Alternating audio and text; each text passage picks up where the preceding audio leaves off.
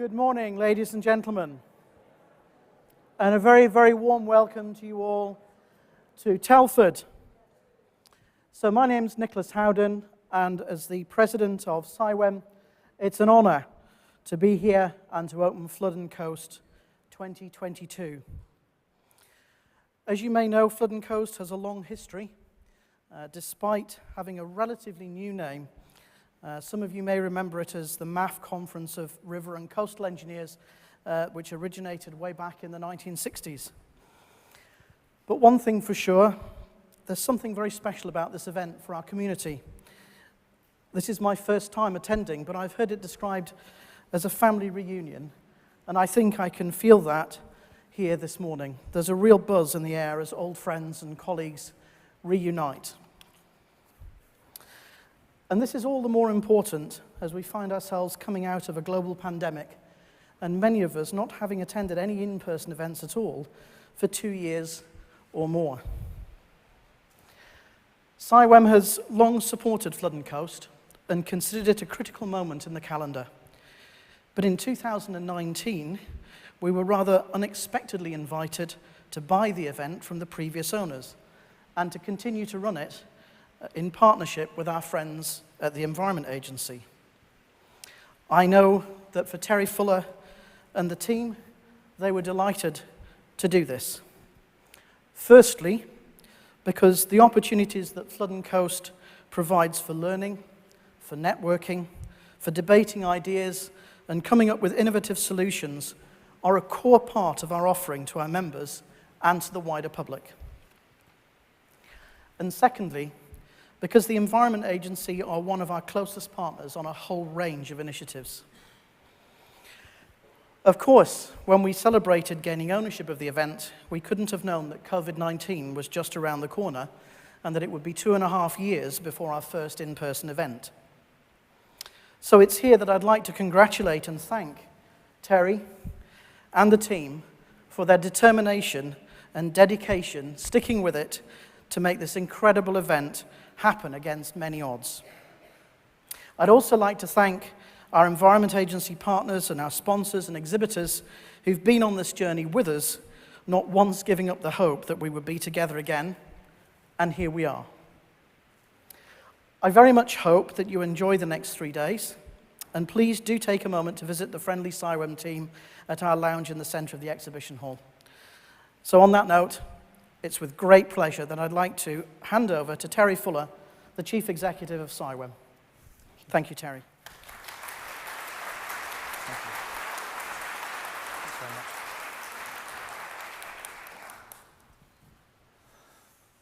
Wow.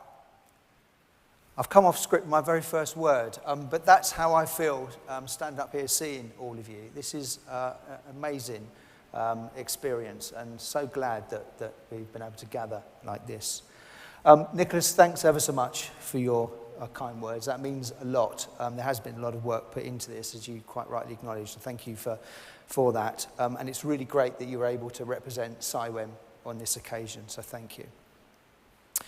So, friends, welcome, or maybe I should say family. We coined that phrase a few years ago at Flood and Coast, and it does very much feel like that to me. And for those of you that are new to this experience, I hope you are feeling sort of welcomed into that family over the next few days. And also, welcome to our audience online at the back. I can see there the camera. Welcome to you. We are streaming the various sessions over the 3 days, including this one. This plenary session. So, I have waited for this moment for 32 years and 327 days. That was how long ago I first came to the aforementioned MAF conference and stood there as a young professional, feeling somewhat on the margins of it all. And it's really important to me that nobody feels like that, especially if it is your first time. We want everyone to be engaged in what's happening. So it's a huge privilege to be here today with you all, opening Flood and Coast 2022. And on behalf of CIWEM and alongside our Environment Agency partners as well. I'm also delighted to welcome our gold sponsors, Atkins, Jacobs and Van Ord. We also have 7 silver sponsors and a bronze sponsor at this year's event, and it cannot happen without you. So thank you very much for your support, not just now, but in the years running up to this, where we were struggling for obvious reasons. So many of you will know how much this event means to me personally and how thrilled I am to be back with my flood family for the next 3 days. Before taking the role as CIWEM Chief Executive, my world was actually this world in flood risk management for over 30 years. I was a water environmental manager, delivering projects in some of the most challenging but beautiful and inspiring places in the world. We're now at a pivotal moment in history. And those are possibly words that we've heard at other conferences in years gone by, but I really don't think it's ever been more pertinent now before. We have a chance to save our planet, to adapt our environment, to cope with the irreversible damage that climate change has already brought to us. But the time to act is right now, starting with the next 3 days. And we're here today with all of the people in this room that have the power to effect immense change. No doubt about it, you are the ones. It's up to you. Look in the mirror. Don't look to the left or right of you. So the focus of the plenary sessions today is put together from support from our fantastic advisory committee. And the focus throughout is solutions. So how can we harness nature to address the growing risk we all face from flooding? How can coastal communities get the funding and support they need to build a resilient future? What new skills do we need to be able to manage our environment effectively, and how do we fill that gap? These are just some of the big questions we're addressing here in this room over the next 3 days, and I'm confident that we will leave with the answers to many of them, and certainly with actions for all of us to take away. But Flood and Coast is much more than these sessions alone. We have over 70 exhibitors here in the hall behind us, over the way there, and we're looking forward to welcoming you all into that space during the next 3 days. In the centre of them are the Environment Agency stand and the CIWEM lounge. So please do swing by and say hello, and make your way as you make your way around later on. Our teams are eager to meet you all. New this year, we've also got the Innovation Hub in the far corner. This is buzzing with activity already, so please take the time to see all the exciting projects being demonstrated, including our Flood and Coast community platform, which is conceived as a result of last year's virtual event. We've also got an exciting program of side events, all of which you can find more about in the app. So if you haven't downloaded the app already, please do so. Today in particular, I'd like to draw your attention to the Women in Flood and Coastal Erosion Risk Management session, which takes place at 4:45 this afternoon. And not to mention the fact there are plenty of chances to network, starting with a drinks reception in the exhibition hall this evening at 5:30. I look forward to seeing you all there. Finally, before I introduce our keynote speakers, I'd like to say thank you to everyone involved behind the scenes, in particular the fantastic CIWEM and EA Flood and Coast team. Proper thank yous will come later in these proceedings, but it's been an incredible effort, and I just want to acknowledge that right now. So to today's session. The theme for today is acting strategically to meet the scale of the challenge ahead. And who better to talk to that point than Environment Minister Rebecca Powell MP and Environment Agency Chief Executive James Bevan. Indeed, this morning marks the launch of a new Flood and Coastal Erosion Risk Management Strategy Action Plan, and we're very much looking forward to hearing about it. I will give the floor to each of you in turn, after which I would like to invite both of our speakers to join me in the chairs here on stage and to engage in what promises to be some lively discussion with all of you. So a note to all of you before our Q&A session. We're committed to ensuring that this year's Flood and Coast event is as inclusive as possible. And so I'm delighted to say that everyone here in person is invited to submit their questions for our speakers via the app. That way everyone can engage with those questions, including our guests online. So you simply go to the agenda in the app, you click on the session name, in this case, A Nation More Resilient to Flood and Coastal Erosion. You'll then see a Q&A button, and once you've pressed that, you'll easily be able to see the questions that have been posted, upvote them, and post your own questions. So even if you don't actually want to ask a question yourself, please do use the upvoting facility. And then once we've been through some of the online questions and the app questions, I will endeavour to take a round of questions from within the room here as well, in the more traditional way. So, without further ado, I'd like to welcome Minister Power to the stage. Minister, the stage is yours. Thank you.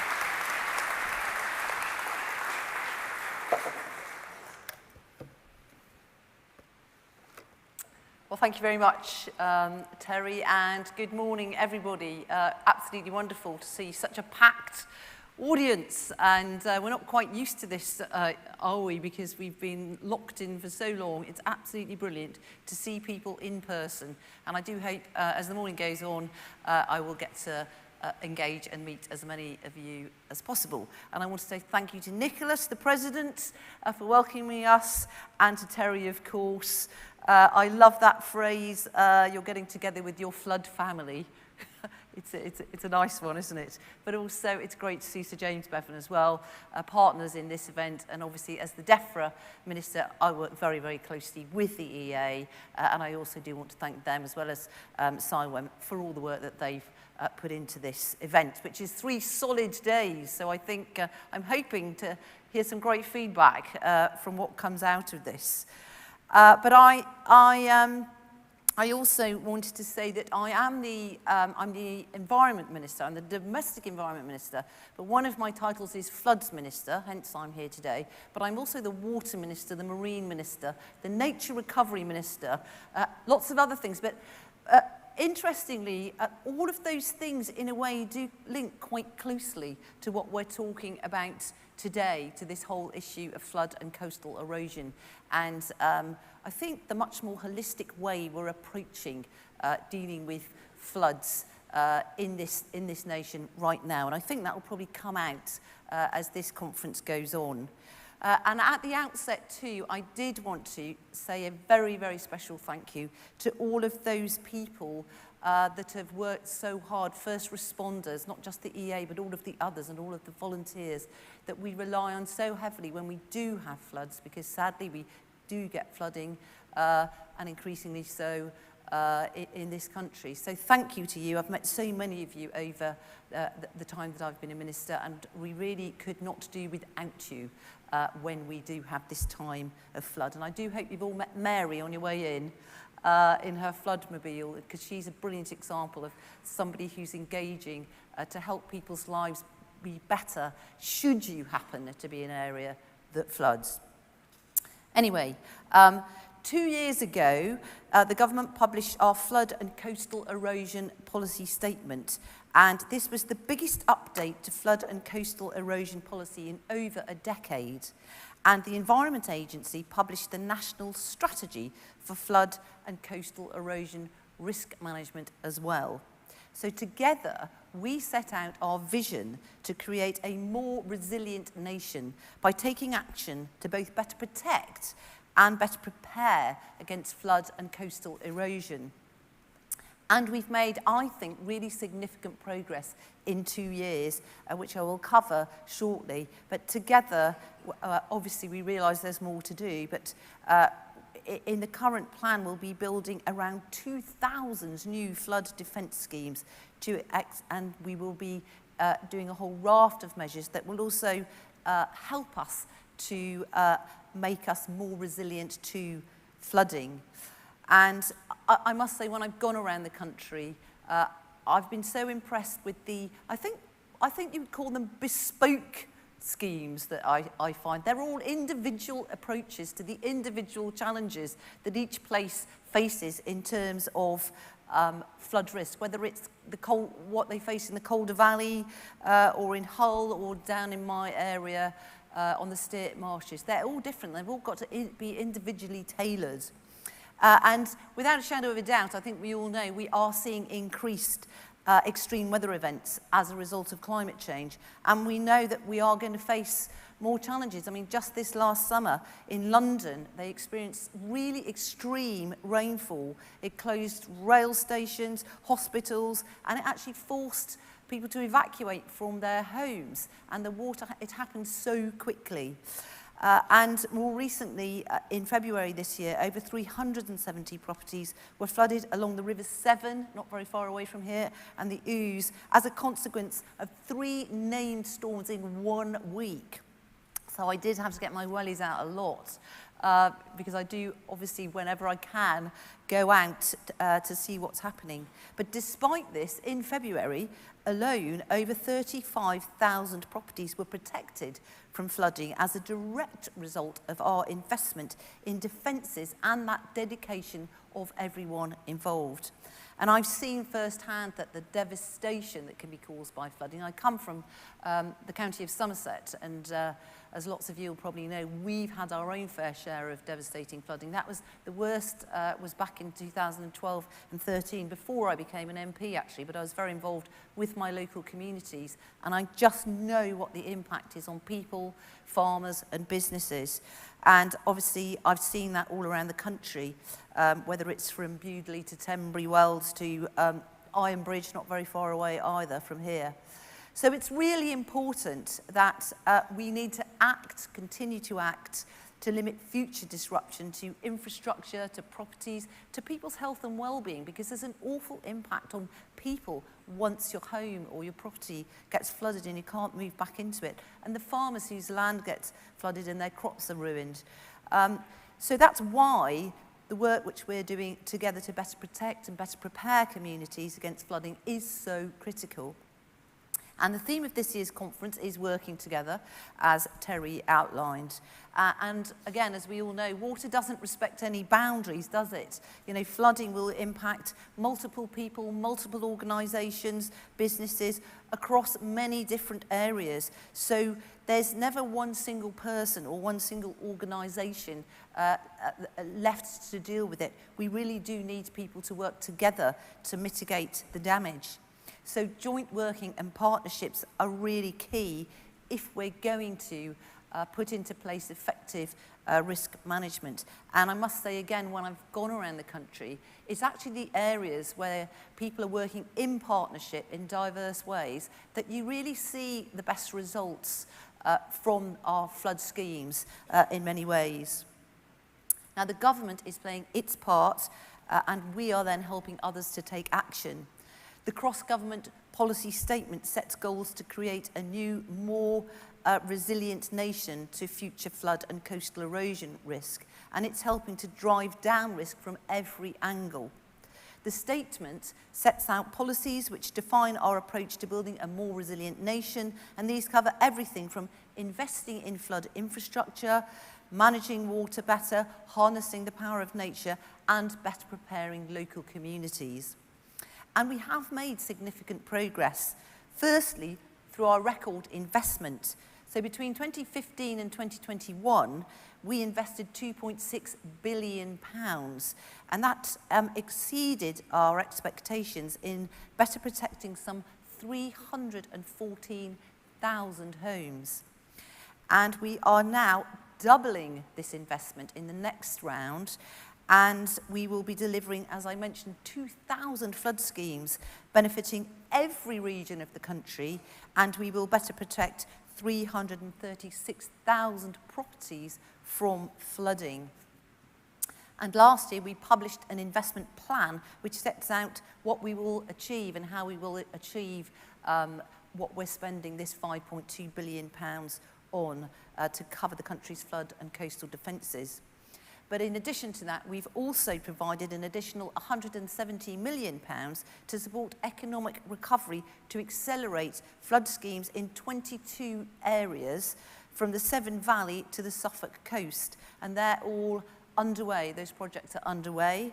And last month, I actually met with the River Severn Partnership to hear how they're getting on with that money that they were allocated, to look at wide-ranging ways that they can deal with flooding. And I was really pleased to hear what good use, actually, the money's being put to right up and down that massive catchment, and what detailed modelling they're using to inform the decisions that they're going to make. So I think, you know, that was just showing that we put the money somewhere where we're hoping, you know, we'll get good return from that, and then we can build on what projects will come forward from it. And it includes £10 million towards the Severn Valley Water Management Scheme, 6.2 million towards the Bewdley Flood Alleviation Scheme, and I spent a great deal of time in Bewdley over the last 2 years, because sadly they have had significant flooding, but things are really improving, I think people will agree. And 5.4 million towards tree planting and natural flood management projects in the area. And over the last year, this investment has already enabled us to better protect 32,000 properties from flooding and coastal erosion. And we're very clear that investing in flood defences has many other benefits for the local economy, for regeneration and the prospects of towns and cities. I often give the example, I went to Witham St Anne's, where they put in a huge flood structure, like a big walkway along the seafront. But in fact, by doing that, businesses are more confident to come to the area. They know they won't be flooded, or far less likelihood of being flooded. The tourism's improved. People are coming to enjoy the area. And that's what the flood spending has done. And I think we're seeing that in many other places. And we're also very pleased that flood infrastructure is now eligible for funding through the Levelling Up Fund and the Shared Prosperity Fund, where it meets certain eligibility criteria. And these funds can then be used to support local partners to meet their flood and coastal erosion risk management commitments. And the deadline for local authorities to submit funding bids for these, for the Levelling Up Fund, is the 6th of July, and investment plans for the Shared Prosperity Fund should be submitted by August the 1st. So if there's anyone in the audience that needs to remind anyone to apply for those, please pass on the messages. And so flood defences, obviously what I call hardcore defences, are still really important, and there are plenty of those being put in. But we also need to harness a whole range of wider actions if we're really going to properly tackle flooding and coastal erosion. So that's also why last year I announced 25 places which will benefit from a share of the £200 million Flood and Coastal Resilience Innovation Programme to trial a wide range of innovative approaches to resilience tailored to local communities. And innovations include the Sponge City concept. I do always think of that TV programme. What was he called? SpongeBob, you know, but I don't think it's related to that. It's a very interesting scheme, actually, the Sponge City. It's all about soaking in water and taking in water, and how you do that and slow down the runoff of water off the streets and so forth into the pipes, because the challenges of surface water are great. And also we've got significant issues with flooding in urban areas. So lots of our new innovations are looking at how to tackle that, and also using natural flood management techniques such as leaky dams, tree planting, flood storage, all kinds of other measures throughout the catchment to slow the flow. And learning from all of these projects will then inform how we're going to move forward, not just in those areas, but applying the learning elsewhere. And then just 2 months ago, I had a really interesting visit to the Norfolk coast, to Haysborough, to launch our Coastal Transition Accelerator project. There are lots of names for all these schemes, but this is a very new and I think absolutely worthwhile project. It's starting in the East Riding of Yorkshire and in North Norfolk, because those two areas sadly are the most affected by coastal erosion the most quickly.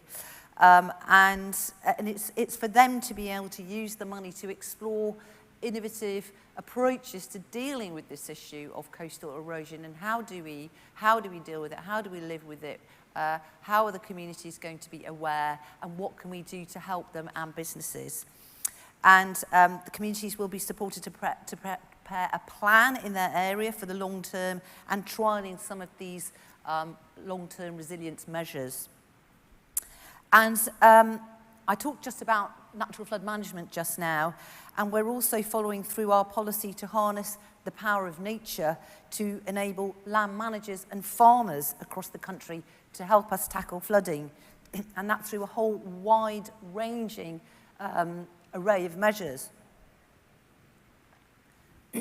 We've actually committed to double the number of government-funded projects included as nature-based solutions to help us reduce this flood risk. And so in our 5.2 billion programme, there'll be a lot more of these schemes integrated where appropriate, and obviously they're not appropriate everywhere, but where appropriate, they will be integrated. I had another interesting visit. I don't know if anyone's been down to Devon, to the Clinton Devon estate, to look at what they're doing there. And actually one of their management tools is the beaver, reintroducing beavers back into the countryside to help with natural flood management in terms of the trees they gnaw down and the landscape they create does help to slow the flow of water. But obviously it's got to be in the right place for the right scheme. Now, other government investment in nature will also deliver some of these natural flood management measures. So we've got our Woodland Creation Grant Scheme, and that provides payment for appropriately designed new woodland schemes that can also help reduce flooding, whether it's potentially buffer zones along the sides of the river to slow the flow actually getting into the river.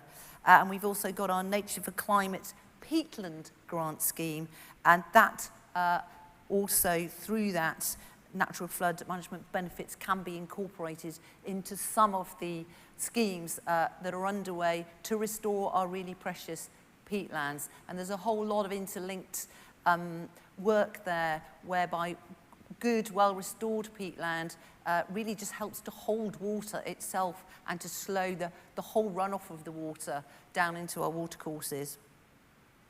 And we've also got our new environment land management schemes, which will include support for farmers and land managers to manage their land and the water on it and going through it in a way that reduces flood risk. So there are opportunities for farmers to enter into our new schemes, and they're in 3 tiers. These are schemes that will be opening up in order to improve the environment, but they are paying farmers, having left the Common Agricultural Policy. It's our new raft of schemes that farmers will be able to engage in order to help the environment and obviously produce sustainable food. But there's a big link there with water and runoff and flooding.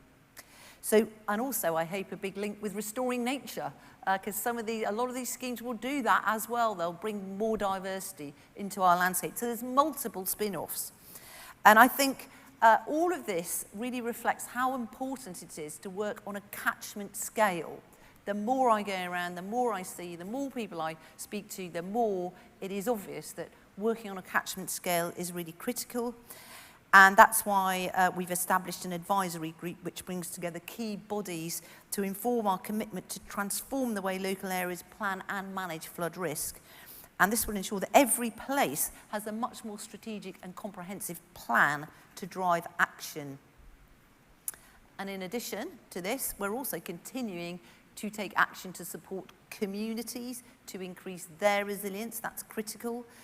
And in April this year, we did make some changes to the flood re-scheme. So this is the insurance scheme, so that insurance companies can now pay an additional £10,000 on the insurance claims, so that residents who have been flooded can not just return their property to how it was, but can actually build them back better. It's actually looking at lots of those things that Mary's demonstrating out there in her flood mobile, And this is actually a world first to get this underway. And I think it's going to be really, really useful. I've seen lots of these measures in place in homes, for example, in Bewdley, whether it's flood doors, whether it's plastic flooring, attractive, you know, not nasty, and plugs up the walls, all of those sorts of things, so that should you get flooded again, if you're in a flood risk area, you'll be much more prepared and able to return your house to how it was much more quickly. And I'm really delighted that we've only really just launched this Build Back Better scheme, and I'm really pleased that already 5 insurance companies have signed up to offer this to all their customers across their household insurance products. And I'm really hopeful that many more insurance companies will join this so that it will become the norm. That is really the aim. I just wanted to touch a little bit now on surface water flooding. And we've had some really stark reminders, haven't we? Not least that example in London, in Westminster in particular, where they had some really dramatic surface water flash flooding recently. And more properties are at risk of surface water flooding than any other form of flood risk. And that's why we've committed to strengthen the flood risk in land use planning system, this area, specifically aimed at tackling surface water. So I'm sure lots of you are asking me, well, what about the assets we've already got, protecting all of our myriad range of, our armoury really, of flood assets? Well, of course, maintenance of these flood risk assets is critical to our nation's resilience, and recognising this, we've started a review of how statutory powers and requirements for maintaining these flood assets is working. And it'll look at the mechanisms and the legal powers used for coastal erosion risk management authorities and surface water assets. And also, now through the new Environment Act, which I was very proud to have steered through Parliament, it took 2 years, it's very big. That just one small clause in it allows for the setting up of new internal drainage boards or enlarging existing ones, obviously where there's local support and demonstrated need. And we'll be putting in place the secondary legislation for this next year, working on it already. So I've so far mentioned some of the actions we have taken to help others play their part since we published our policy statement in July 2020. But alongside our policy statement, the Environment Agency published its National Flood and Coastal Strategy to support delivery of this, because obviously we work very closely together. And I'm very delighted to welcome the publication today of the Environment Agency's new Flood and Coastal Erosion Risk Management Strategy Roadmap for England. And we're going to hear much more about that in a minute. But it details the actions that the EA and partners have already committed to the national strategy. And it includes a whole suite of actions which risk management authorities and the range of partners will take between now and 2026. And these actions showcase the wide range of resilience actions which can make such a difference. And they include things like publishing an evaluation of the government's £15 million natural flood management programme, helping natural flood management projects to become much more mainstream, which is obviously what we want with the new direction that we've indicated for the spending of the £5.2 billion. The Wildfowl and Wetlands Trust is demonstrating and promoting wider climate benefits of natural flood management and blue wetland habitats. I don't know if anyone here has been to Steart Marshes in Somerset, but if you want to see a really great example of a combined flood management that brings loads of wider benefits, but it will include carbon sequestration, mitigations for other flood problems and so forth, as well as seeing some fantastic wildlife and birds.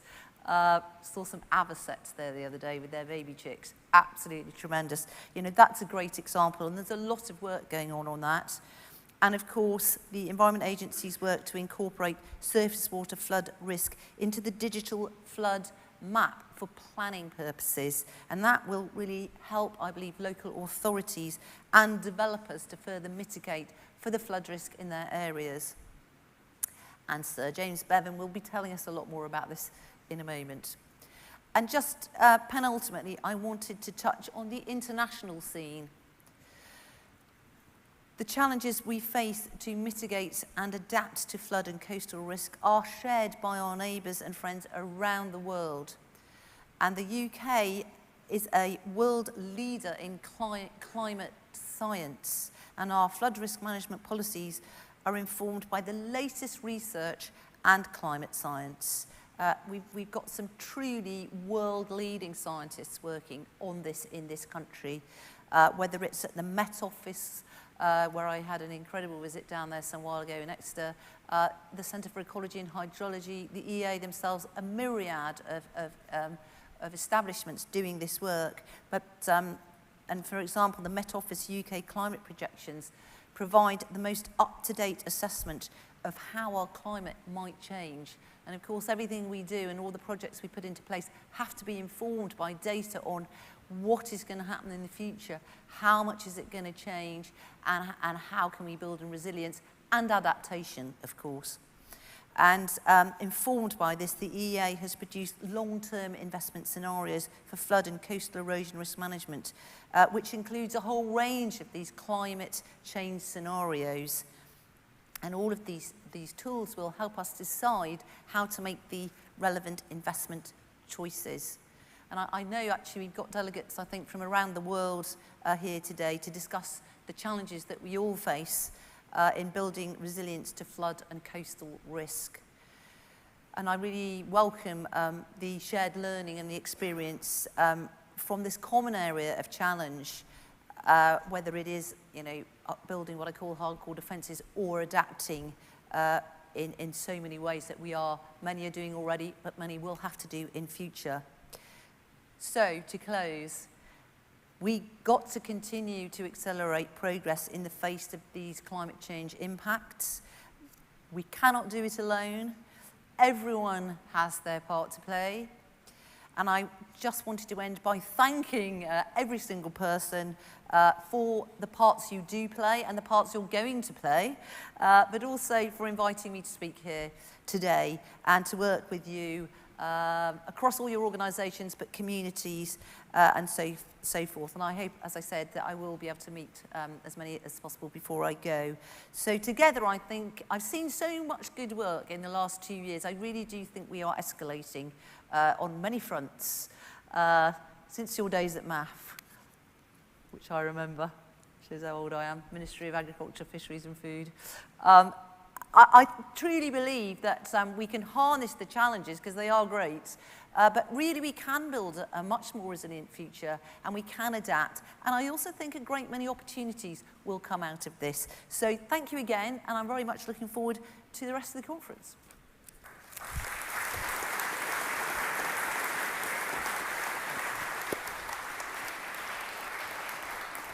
Minister Powell, thank you very much. I'm really grateful to you for sharing your thoughts with us.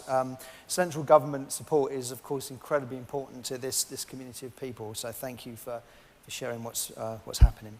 Right, without further ado, I'd like to hand over to Sir James Bevan, Chief Executive of the Environment Agency. Oh, and please do remember to submit your questions through the app.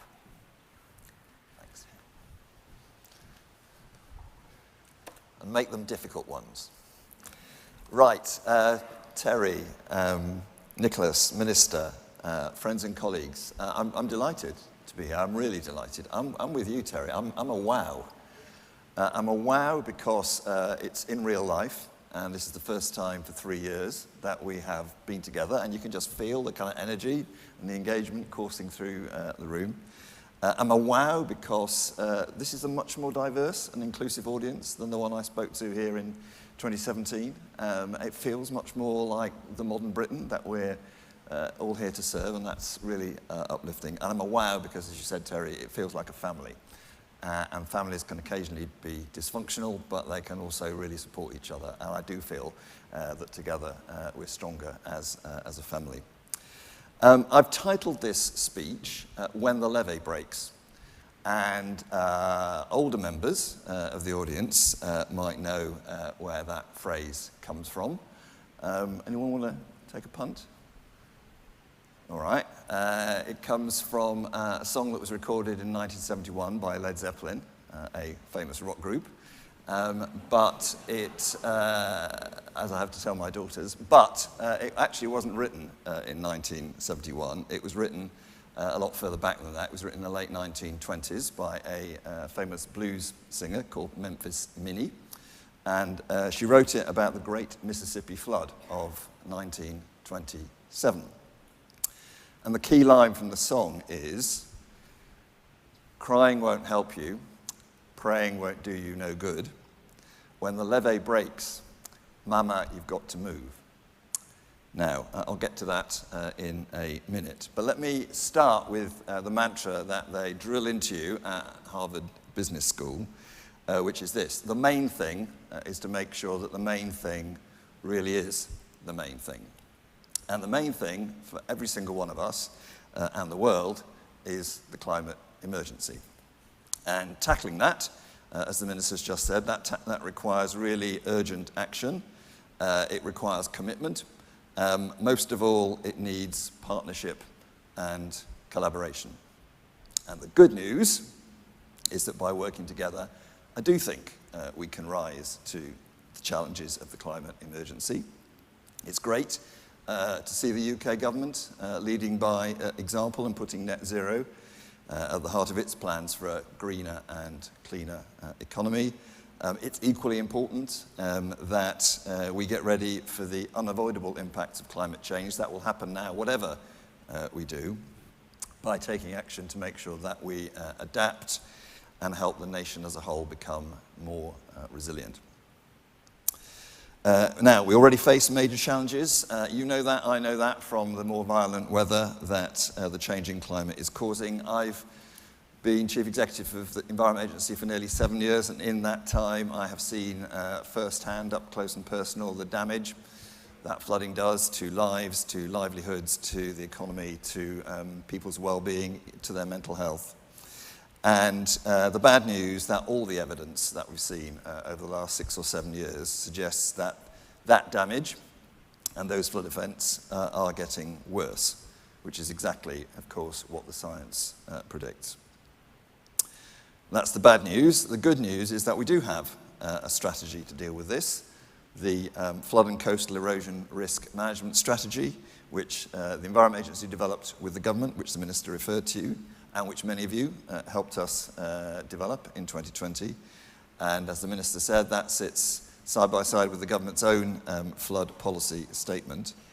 And together, they, I think, give us a very powerful vision that we can all sign up to, which is that we will become a nation that is ready for and resilient to flooding and coastal change, not just today, not just tomorrow, but out until the year 2100. Better still, we have a plan to actually deliver that vision, and the roadmap, which the Minister referred to, which we're launching today, is that plan, and will take us in that direction.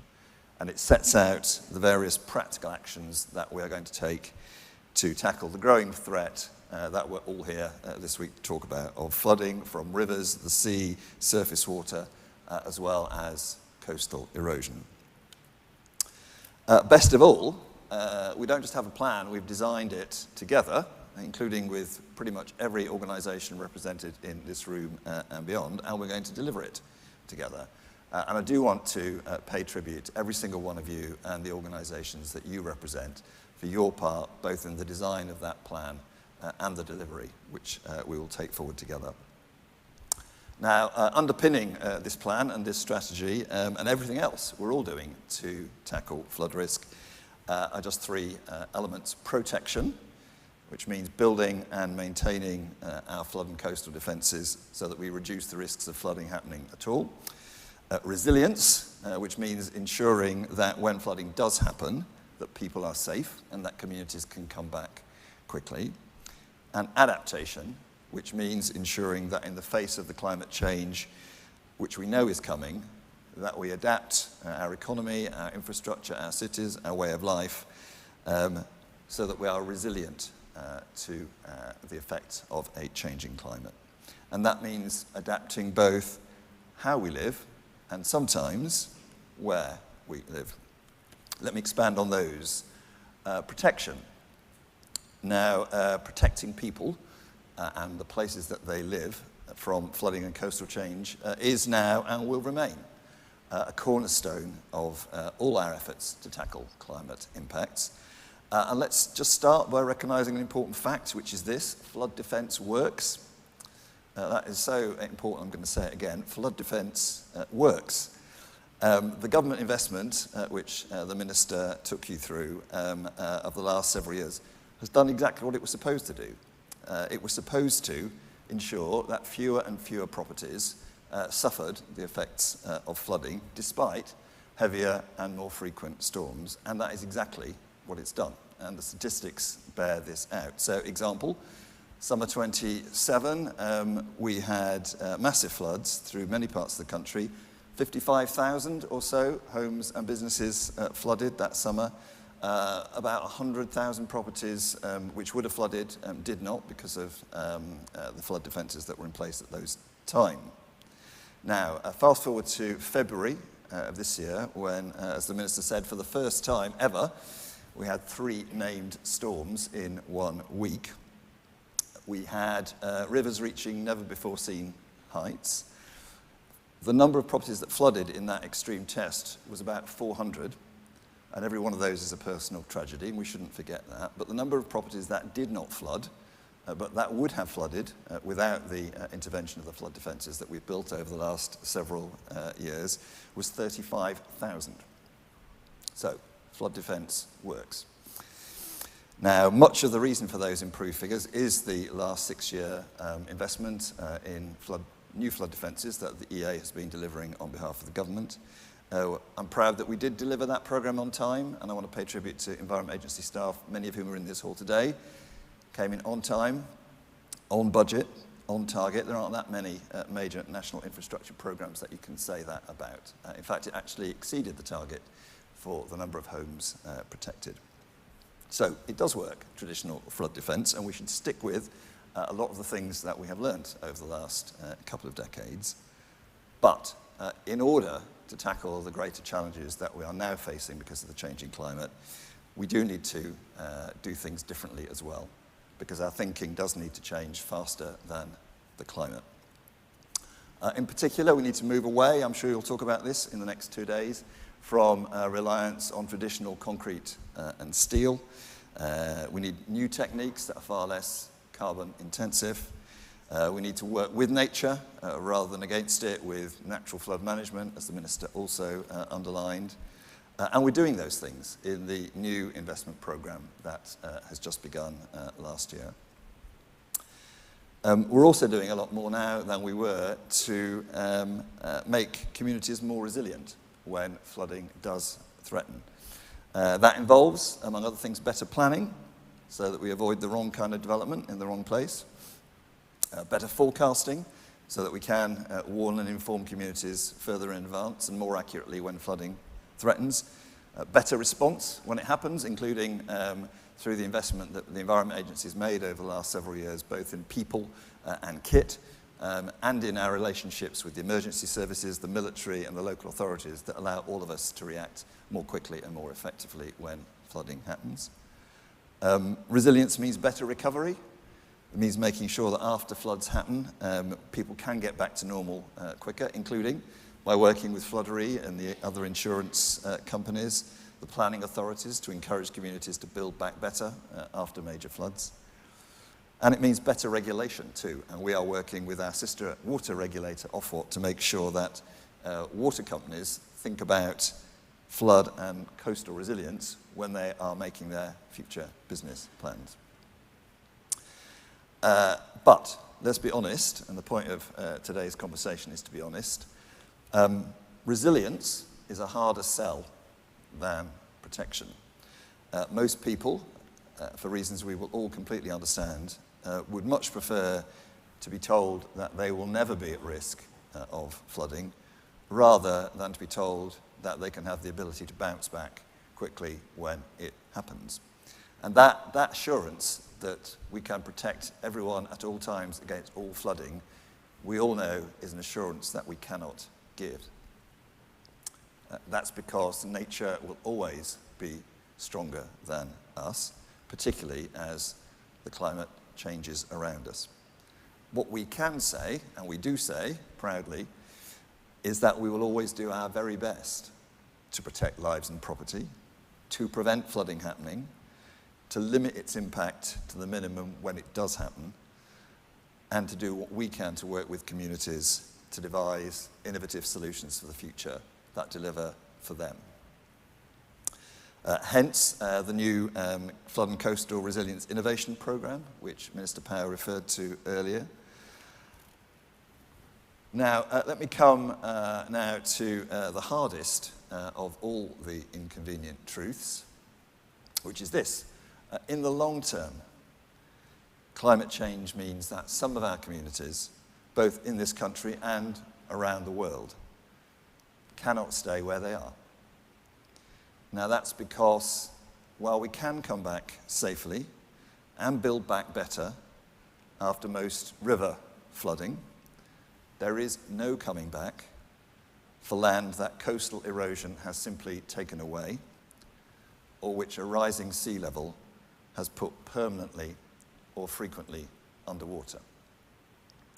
Which means that in some places, the right answer in economic, in strategic, in human terms will have to be to move communities away from the danger rather than to try and protect them from the inevitable impacts of a rising sea level. Which brings me back to Led Zeppelin and Memphis Mini. We don't want to wait for the levee to break for communities to realize that they have to move. Now, any relocation of communities would, of course, be controversial, so let me say three things right off for the avoidance of doubt. First, our aim should be to ensure that wherever possible we help our coastal communities stay where they are and thrive.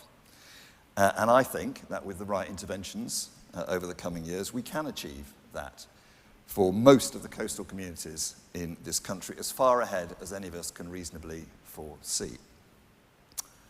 Second, it is far too early to say which communities are likely to need to move in due course, still less to make any decisions.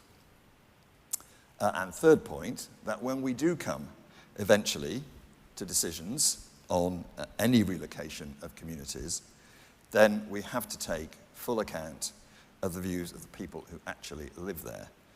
No one should be forced from their homes against their will. But, and there is a but, we do need to start the conversation about all this now. Not least because I think we owe it to those threatened communities to help them decide what they want their long-term future to be. And we do need to explore the biggest possible range of options for those communities, and we do need to be prepared to think differently and to innovate if we're going to offer those communities the best set of choices. Which is why the new Coastal Transition Accelerator Programme, which Minister Power referred to, is so important. Because one of the things that that will do is explore with the local authorities, with the residents, with the other stakeholders, innovative approaches to our coastlines where the erosion challenges we know are really significant. Now, the Environment Agency runs that programme. The government's provided both substantial funding, 36 million over the next 6 years, and strong political support led from the front by Minister Power, and we are extremely grateful to them for that. Conclusion. All of these interventions that I've talked about, better protection against flooding and coastal erosion, better resilience when it happens, and readiness to relocate when there is no long-term alternative. All of those things have one thing in common, which is that they will all be better if they are designed and delivered as a common endeavour, bringing everybody with a stake in the solution together, rather than as a take-it-or-leave-it solution invented and handed down by the Environment Agency. Which is why I want to end these remarks by saluting every single one of you and the organisations that you represent, the government, the local authorities, our business colleagues, the NGOs, citizens groups, everybody else in and beyond this room. I want to salute all of you for the way in which you and we are coming together to tackle what is essentially the biggest challenge of our time. None of us is as good as all of us. And if we stick together, and it does feel already in this room, there's a massive commitment to sticking together. If we stick together, I am confident that we can turn the climate crisis into an opportunity to create better places and a better future for everyone. Thank you.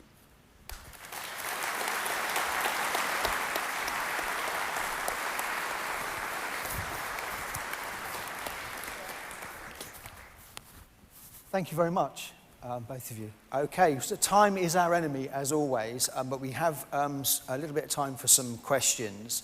And I've been tracking what's going on the app, and I'd like to take the most popular question so far that's been at the top for quite some time. So thank you, Will McBain, for your question. And I will try and paraphrase it a little. It appears in front of us here on the screen, but if I may sort of try and paraphrase. So the need for adaptation on our coast, with the need for adaptation on our coast, how do we really promote planned coastal change if it's still going... sorry, that's a different question. Right, it's changed on the app. I'll read it from there. So the biggest threat to delivery of the flood and coastal erosion programme is uncertainty over funding, when nearly every scheme requires local contributions of one kind or another. So I think it's a question for both of you. This is the private public funding debate. And a lot of the third-party funding that comes in is also from public sources. So the question is, do the benefits of partnership funding actually outweigh the problems caused by the uncertainty of this approach? Would one of you like to respond to that? I'm happy to say. Yep. I'm sure we'll both chip in. Yeah, thank you very much for the question, Will. And obviously, I think I've made it very clear, you know, the government is absolutely committed with its £5.2 billion funding, which is double what we put in before. But equally, it's very clear that there is an expectation that there will be contributions from partnership funding as well, which will come from myriad sources. And I know, obviously, it is challenging in many places, but we have a formula for allocating our funding and the expectations of leveraging funding from elsewhere. We've actually recently tweaked the partnership funding rules so that there's a higher emphasis given to the environment and those social benefits and factors, which we think is really important. I think that's been quite clear in what both of us have said today, how we're taking a sort of more holistic approach to this, and that the partnership funding, I think I gave the example of Witham St Anne's, but also Hull would be another great example where a whole lot of government money was put in, but other money was leveraged. And in creating that amazing flood defence in Hull, it's bringing so many other benefits to the city, which I went up there recently to launch it with some of the members of the EA.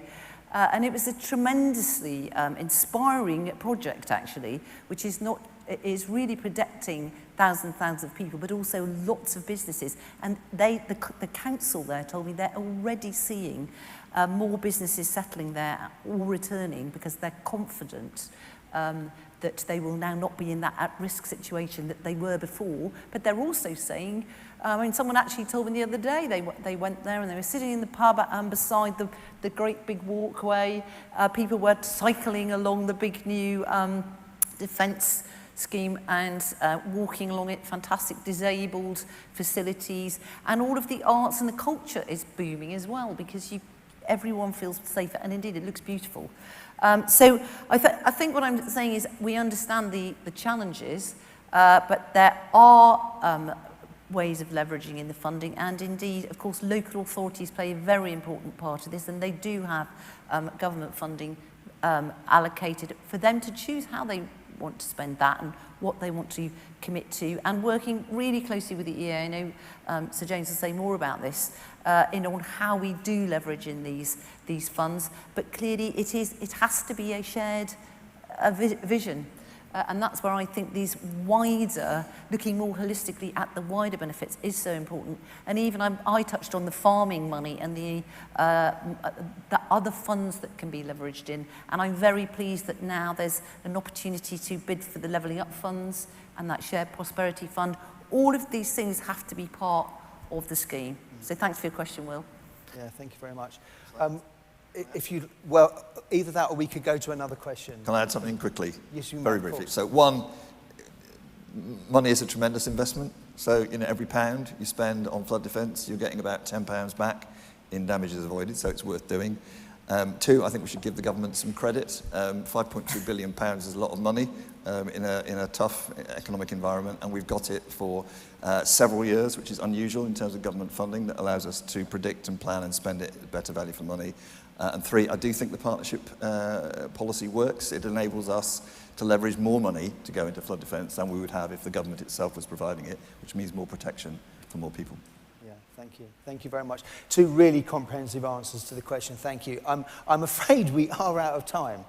Time has flown, which is a great shame. But we are going to capture these questions, and we're going to incorporate those into parts of the output from the conference at the end. So we won't lose the value of them, but I'm afraid time is very much our enemy.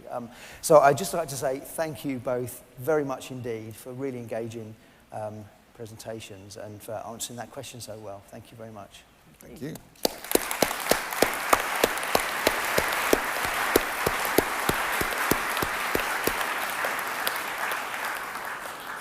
Okay, so we're going to go for a break now, and we will reconvene back here at 11:45, where we will very much build on the discussions we've just been having and the points that have been made, and looking at the roadmap led by Julie Foley. So we'll see you back here in 15 minutes, please. Thank you. Sometimes we're not ourselves. There's no one I can turn to. And I know all the feelings that we shared are in the past. And I know your relationships are never meant to last. And I'll take some time, but I'll be alright. We're moving on. We're moving on. I know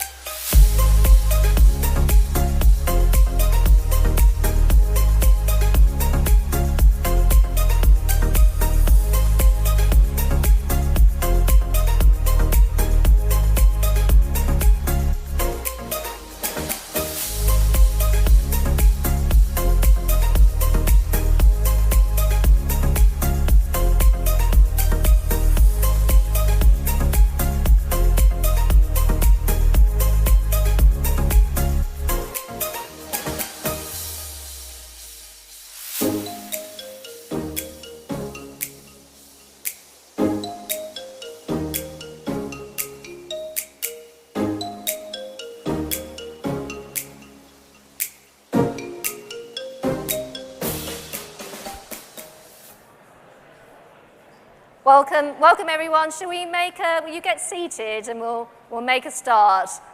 I know some people are still having teas and coffees and they'll keep coming through, but I think in the interest of time we'll get going. So welcome to this session. I'm Julie Foley. I'm one of the directors at the Environment Agency, and I'm thrilled to introduce our panel, and we'll have some time to introduce them properly in a moment, and to talk about how we're going to be delivering the roadmap together with many of our partners. You heard a bit about this from Minister Powell and Sir James Bevan just a few moments ago, and I'm just thrilled actually that we've got many brilliant partners who are working in close collaboration with us, many of you in the room today, and we've got some representatives here today who will be talking about each of their contributions to helping us to deliver the ambitions in the FCERM strategy. Before I do that though, we wanted to play a short video to help to introduce the roadmap to you with some of the voices that we've been working with. And if you want some more information, the roadmap has just been published and it's on gov.uk. But let's take a moment to have a look at the video. At least 1 in 6 people in England at risk from flooding from rivers and the sea. Sea levels will continue to rise, and the frequency and severity of floods and storm surges will only make this worse.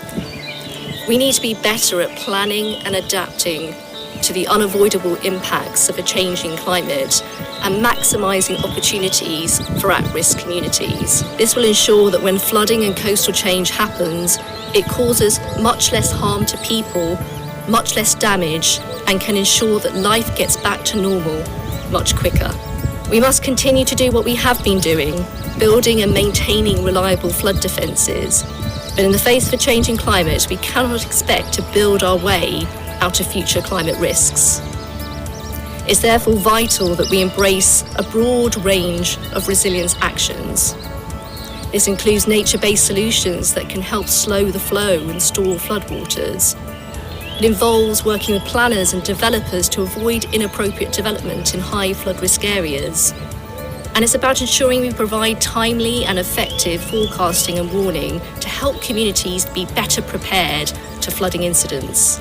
Creating climate resilient places lies at the heart of our flood and coastal erosion risk management strategy. Its vision is for a nation ready for and resilient to flooding and coastal change today, tomorrow, and to the year 2100. We know we cannot do this on our own, and so we've come together with a wide range of partners to create a roadmap that delivers practical actions for achieving our ambitions. Responding to climate emergency requires innovation. Through the Flood and Coastal Resilience Innovation Programme, local authorities are leading on 25 pioneering projects to tackle the threat of flooding and coastal change. Each project will help communities to improve their flood resilience from various sources of flood risk, including rivers, sea, surface water and groundwater, while collecting evidence on cost and benefits to inform future investment. Here in the boroughs of Barnet and Harrow, we are looking to implement natural flood management solutions in an urban environment to reduce the impact of flooding and pollution to our watercourses for the benefit of communities and environment. For homes that are flooded, it'll always be better to build back better than merely restore people to the way they were before. Floodry has been working with the insurance industry to offer Build Back Better by increasing insurance payouts for those properties that are flooded so that resilience measures can be installed. We want to see a big increase in the installation at a property level of flood resilience measures in those areas that need it. And that includes things like raising the plugs halfway up the wall, raising your white goods off the floor, waterproof plaster, suitable flooring, self-closing air bricks and flood doors, and many, many other measures. And these kind of things can significantly reduce the amount of time that people are out of their homes, and also ensure that it reduces the damages and enables a faster recovery. 9,000 kilometres of our coast are at risk of sea flooding, erosion and landslip. The Coastal Group Network are actively working with the Environment Agency to support coastal communities and economies across the English coastline. This includes investing in maintaining strong coastal defences and supporting those communities where the scale and pace of coastal erosion means they will need help to transition and adapt to a changing climate. one of our top priorities will be to ensure our shoreline management plans reflect the policies and actions we need to manage both current and future coastal change. Natural flood management offers us many win-wins. By working to reinstate and restore natural processes, we can increase flood resilience in a way that benefits England's wildlife and bolsters nature recovery.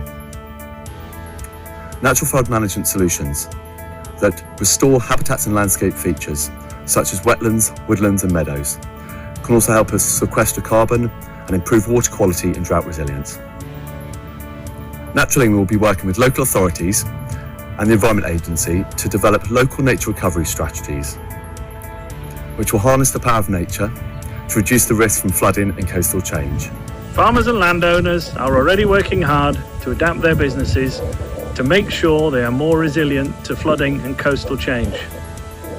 The National Farmers Union is working with the Environment Agency to establish a rural resilience partnership focused on helping farmers and growers adapt to a changing climate. Together, we will develop ways to further enhance farming practices to improve flood resilience in rural areas alongside sustainable food production. National Highways knows how disruptive and expensive it can be, not only for road users, but for those living next to the road network when our roads flood. That's why we're investing in projects that reduce flood risk and improve resilience to flood risk in the future. A good example of this is the A1M scheme we delivered in partnership with the Environment Agency near Catterick. Not only did we deliver a flood alleviation scheme that protected and mitigated flood risk on a very vulnerable part of the strategic road network, but we were able to reduce flood risk to 100 households in the local community of Catterick.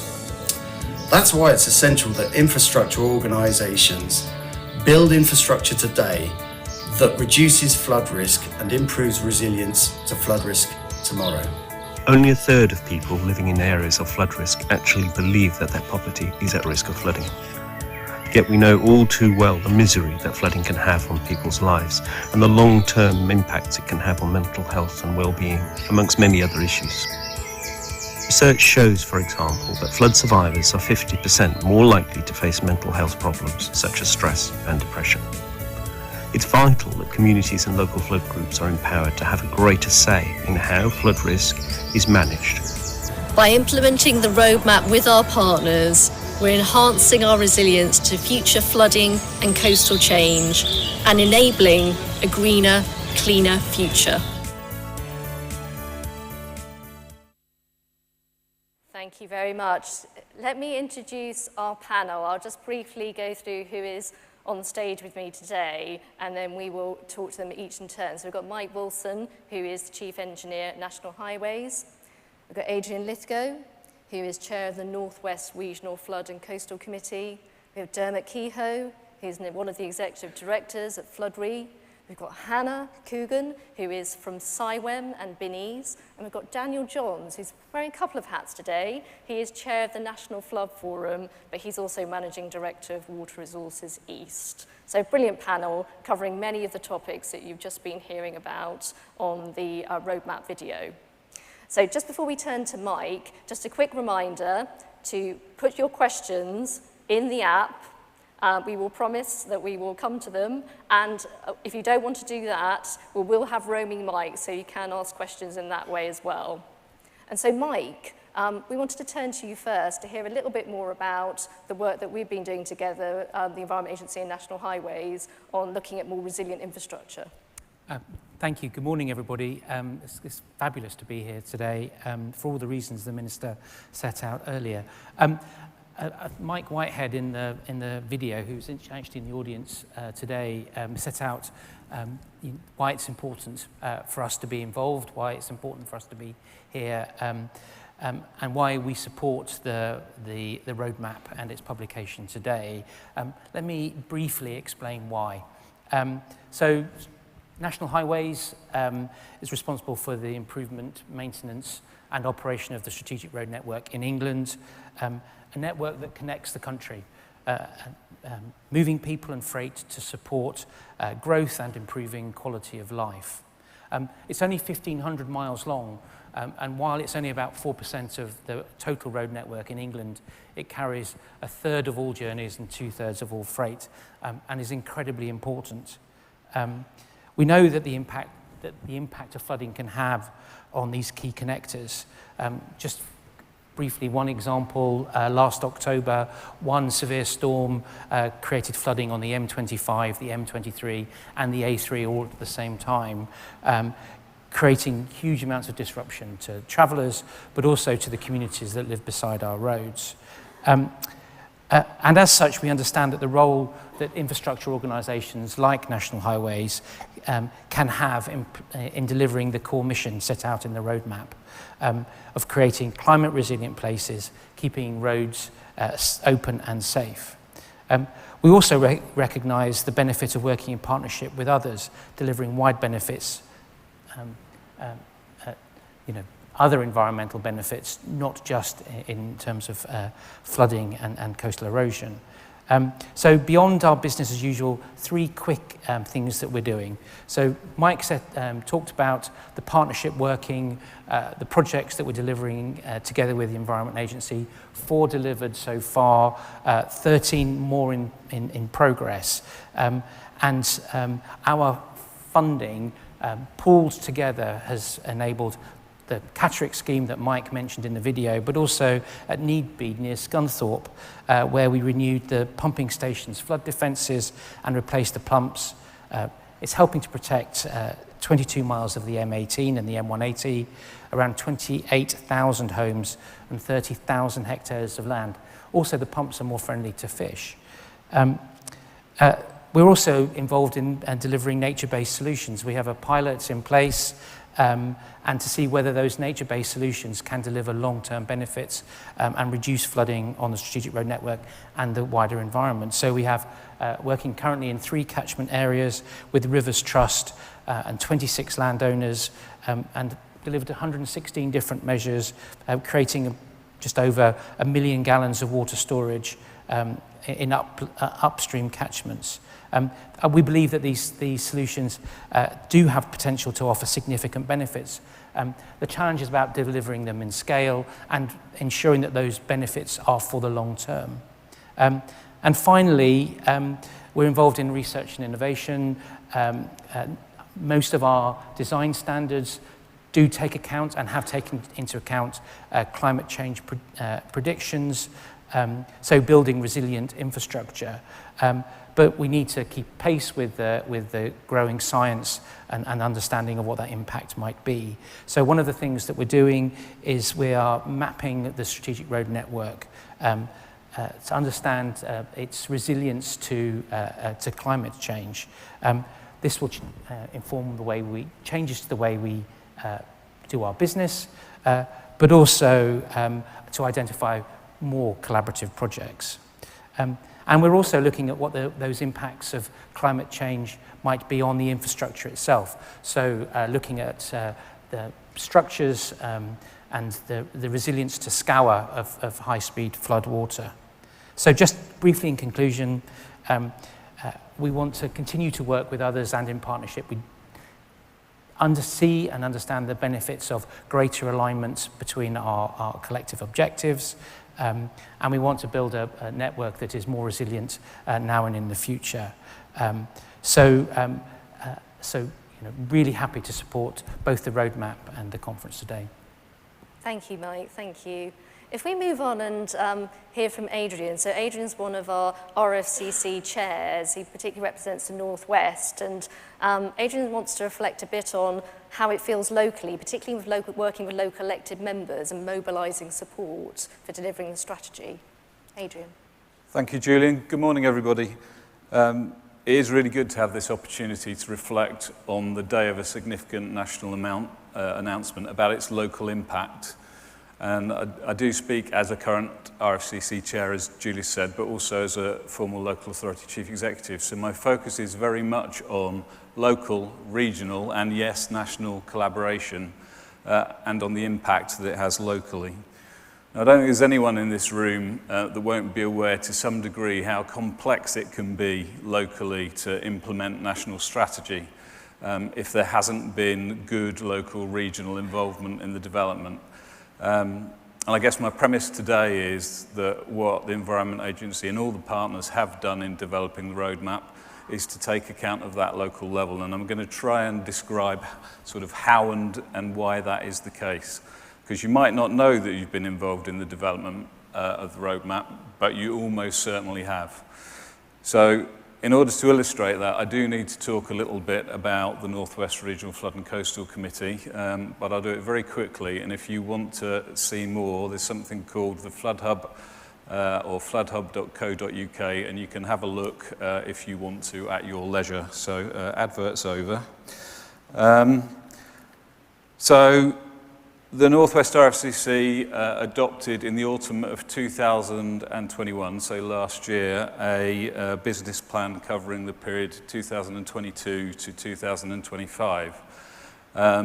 And we were able to do that, I think, because of the approach that the Environment Agency and partners took to consultation and engagement on the original national strategy.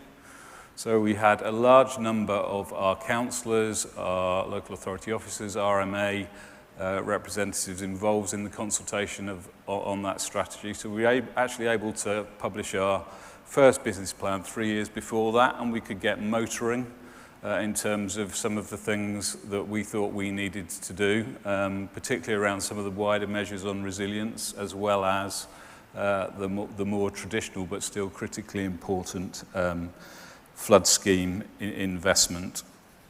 So as I say, that sort of rung of involvement of councillors and local partners was really important, because when we've come to do our business plan, those folk have been able to connect both to our 5 sub-regional partnerships, Northwest is a big region, and also to the Northwest and North Wales Coastal Group, to reflect that those more sub-regional perspectives are included, and also critically very local ones from risk management authorities connected to local places.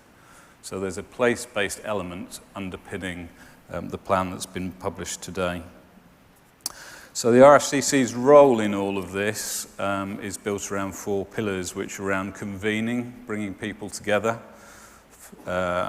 funding and commissioning projects and schemes, partly from local levy and more widely, doing things once and sharing best practice. And I think when you come to look at the National Action Plan, you'll see those similar themes underpinning it.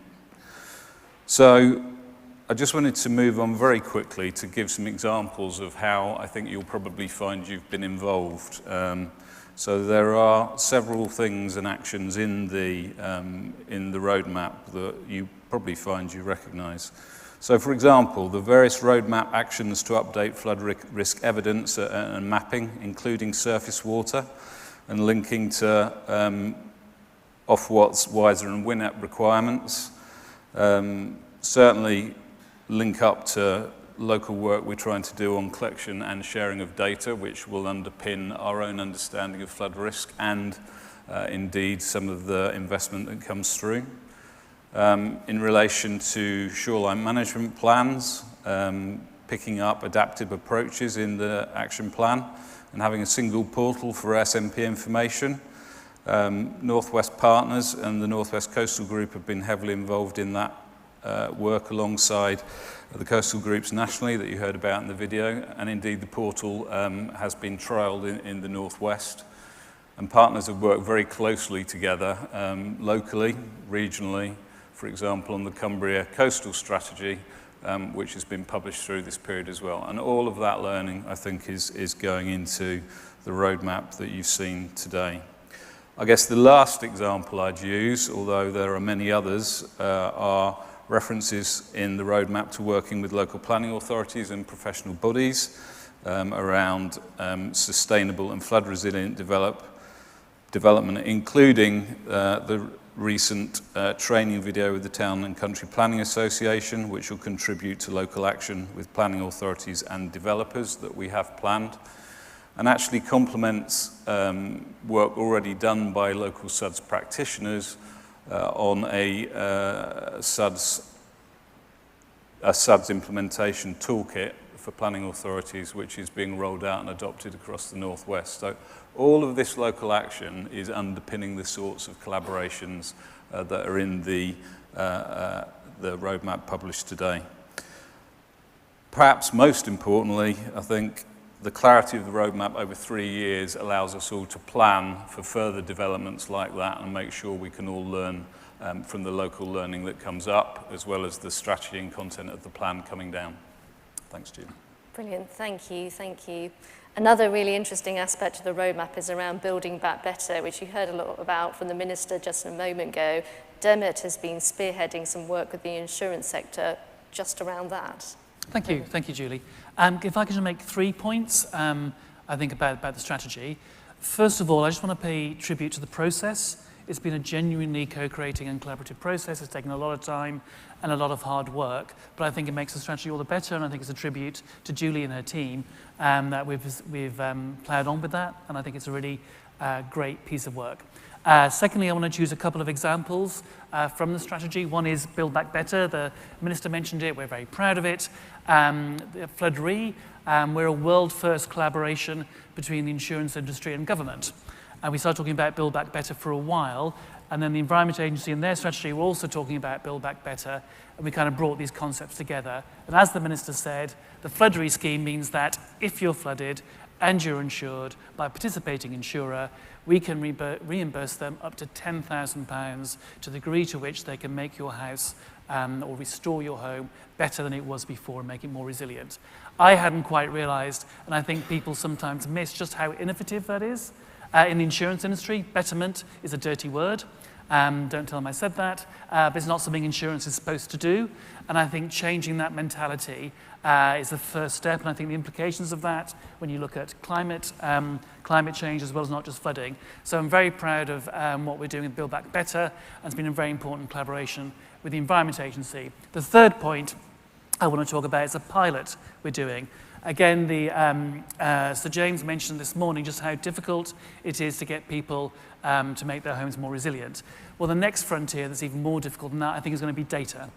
Collecting the data and sharing the data so that we can use the data across both in the private sector and the public sector. So something the strategy's committed to is to standardizing that data and working out how to share it. We're doing a pilot, so Plenary in collaboration with the Environment Agency and with Middlesex University and with Watertight and another new innovation in Resilico. So we're looking at a project the Environment Agency is already doing in East Peckham, which, by the way, is in Kent, not in South London, where I thought it would be, where 160 homes are being made more resistant. And we're taking a sample of those and doing a pilot to see how we collect that data, and then can we use that data to score the value of the resilience and adaptation measures, and finally to produce some sort of certification, a flood performance certificate, which I think is really exciting. It's probably, when we're looking to 2006 and let alone 2100. So that's very exciting. You can find out more. Plenary and Resilico and Watertight are all in the exhibition area, so please come and see us. But finally to say, I think if you read this, the content of it, it's really exciting. A lot of it's really innovating. I think that's down a lot to the approach the Environment Agency and Julie have taken in delivering and producing it. Thank you. Thanks, Dermot. Thank you. It's very kind.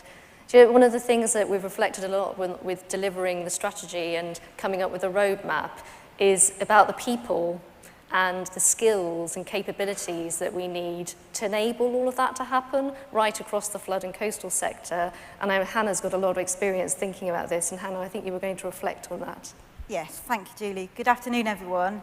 I'm here today as a trustee of CIWEM, and I'd like to particularly talk about the updated policy position statement CIWEM have just released on flood and coastal erosion risk management, which you can find on the CIWEM website. CIWEM have been heavily involved in the development of the strategy by attending workshops over a number of years, and are also one of the named partners in the roadmap.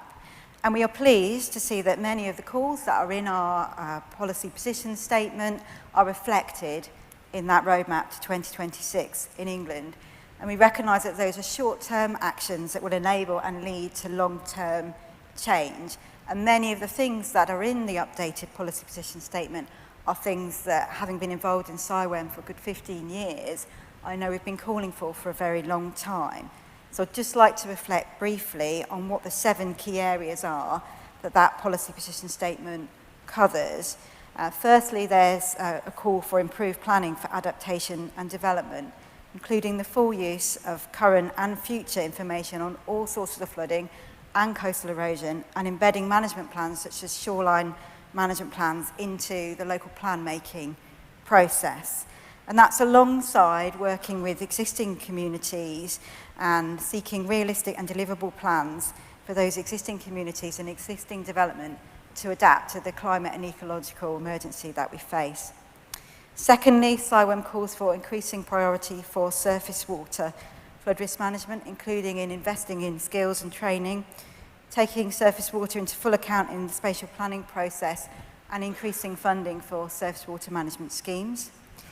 Thirdly, in our policy position statement, CIWEM calls for, in terms of funding, proactive and long-term allocations that are proportionate to the different sources of flooding and coastal erosion.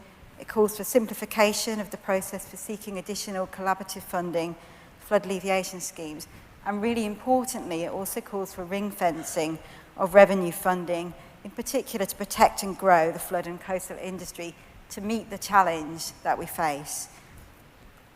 Fourthly, CIWEM calls, in terms of resilient communities, for that need to take account of the future, and it's what I would term engaging today for tomorrow's climate. And I think that is really critical, and it calls for clear and deliverable pathways to adaptation. We've heard a lot about that today. That's really encouraging. And one of CIWEM's calls is also, and I'm really encouraged to hear from Plenary here, about having affordable insurance for properties in high flood risk areas, and the call for that Build Back Better in terms of that post-flood experience for those people that have unfortunately suffered from flooding. In terms of nature-based solutions, CIWEM calls for the promotion of those solutions, including incentivising landowners. We've heard a lot about that today as well, and targeted use of natural flood management at catchment level. CIWEM also calls, in terms of carbon, for mitigating the carbon impact of flood and coastal erosion risk management activities, and in particular seeking innovation in that area, and risk management authorities as enablers when seeking net zero carbon. And finally, and lastly, not least, maintenance to have equal priority to capital investment and appropriate care of legacy assets to avoid catastrophic failures. So thank you. You can come and speak to the CIWEM staff and CIWEM trustees in the middle of the exhibition area. Thank you so much, Hannah. And just finally, but by no means least, Daniel, who's going to reflect on the amazing work of the National Flood Forum and the work that it does to support local action groups and flood groups all around the country. Thank you, Julie. And yeah, it's great to be here, to be invited to take part in this session and to be back in Telford after 3 years. No, it's been brilliant. It's the first time I've worn my suit for 2 years. I've actually found some small pieces of cardboard with my name on in one of the pockets. If someone could remind me what these are for, I don't know. I've never used them for months. But so 2 roles, as Julie said. So chair of the National Flood Forum Board of Trustees, and my day job is as managing director of Water Resources East. So that's the regional water resource planning body for the East of England, creating a long-term water resources plan through to 2050 and beyond. And there's some similarities between those two organisations. Both are independent, both are not there to generate profits, and both have a really important role in bringing people together to face different dimensions of the climate change challenge. I have to say both are underfunded. Neither get any core funding from government for the work that they do, but they play those critical roles and have incredibly bright futures. And their worlds are coming together. So the National Flood Forum is working increasingly with water companies to deliver community engagement on the ground, and I'll talk a bit more about that in a moment. And Water Resources East is kind of breaking out of the water resources box much more into water quality, flood risk management as part of integrated water management and environmental improvement. So it's exciting work going on around catchment system governance, and the most important example of that so far is the work that we're leading with Anglian Water and the Environment Agency and the Cambridgeshire and Peterborough Combined Authority to create an integrated adaptation plan for the Fenland region, so Future Fen's integrated adaptation. Just to plug, Alex Plant from Anglian Water is talking about that more tomorrow. But for the National Flood Forum, this is a really exciting year for two main reasons. First, it's our 20th anniversary. That's why the NFF has been running for 20 years. It started up just down the road in Bewdley by the local community, kind of fed up with the frequent flooding events that was affecting them, wanting to kind of champion and to challenge the authorities into doing more. And so it's great to hear there's even more investment now going forward into Bewdley, given the recent flood events that continue to occur. But also that community recognised there needed to be on the national stage a voice for flood-affected communities. And so the National Flood Forum was born. And we've got a sister Scottish Flood Forum just north of the border. But it's also a big year because the National Flood Forum is going through a change in leadership. I doubt there is anybody in this room that hasn't come across Paul Cobbing, outgoing Chief Executive of the last 10 years. I know he's here, he's sitting over there, so probably embarrassed slightly at this point. But just to use this opportunity to pay tribute to Paul for all the energy he's put into the sector more widely, and of course into the National Flood Forum itself. You know, we're a stronger organisation, we're in a much better financial position. We're taking part in 4 of the Resilience Innovation Pathfinder projects. We're now Secretariat to the All-Party Parliamentary Group for Flood Recovery in Parliament, so again giving that voice to flood-affected communities right with MPs and members of the House of Lords. And turning to the strategy and today's roadmap, you'll see that the National Flood Forum is very much embedded, intertwined, woven into the fabric of the strategy and also the roadmap out today. And that's down to Paul and his amazing team. So Jen, just to pay tribute for all the work that you've done over the last 10 years. But also just to introduce, I'm delighted, hopefully, I don't know if she's actually in the room, Tracy Garrett. You are Tracy. Do you want to stand up, Tracy? Because we recognise that this is a flood family. Tracy is new to the flood family as our new Chief Executive for the National Flood Forum. Absolutely delighted to appoint her. So please say hello. She's new to the flood risk community. She's got a background from Woodland Trust, fantastic kind of background in community engagement, estate management, natural flood management. But if you've got the chance to say hello, please do, to help her extend her network. So just, as I say, exciting times for the National Flood Forum, much more work going on with water companies, and there's a reason for that, because water companies are also, I hope, breaking out of that kind of silo, I suppose, where they, in the past, they've been focusing on their own customers and their own assets to think much more about communities and catchments. And that's most probably notably kind of exemplified by Anglian Water's £12 million partnership funding pot. So Jonathan Glerum, again, is over there. So Anglian Water puts its own money from customer bills into partnership projects for the Environment Agency, IDBs, and local authorities. So again, more money can be delivered on the ground by partners working together.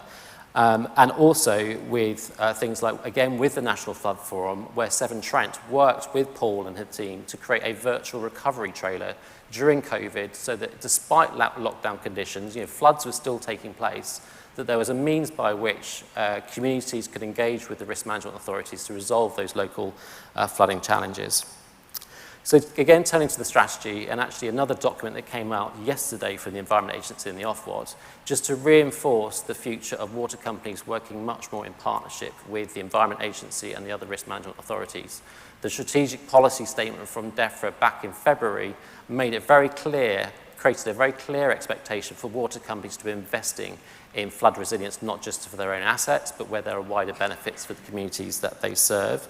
The water industry's strategic environmental requirements backs that up with a set of statutory and non-statutory requirements.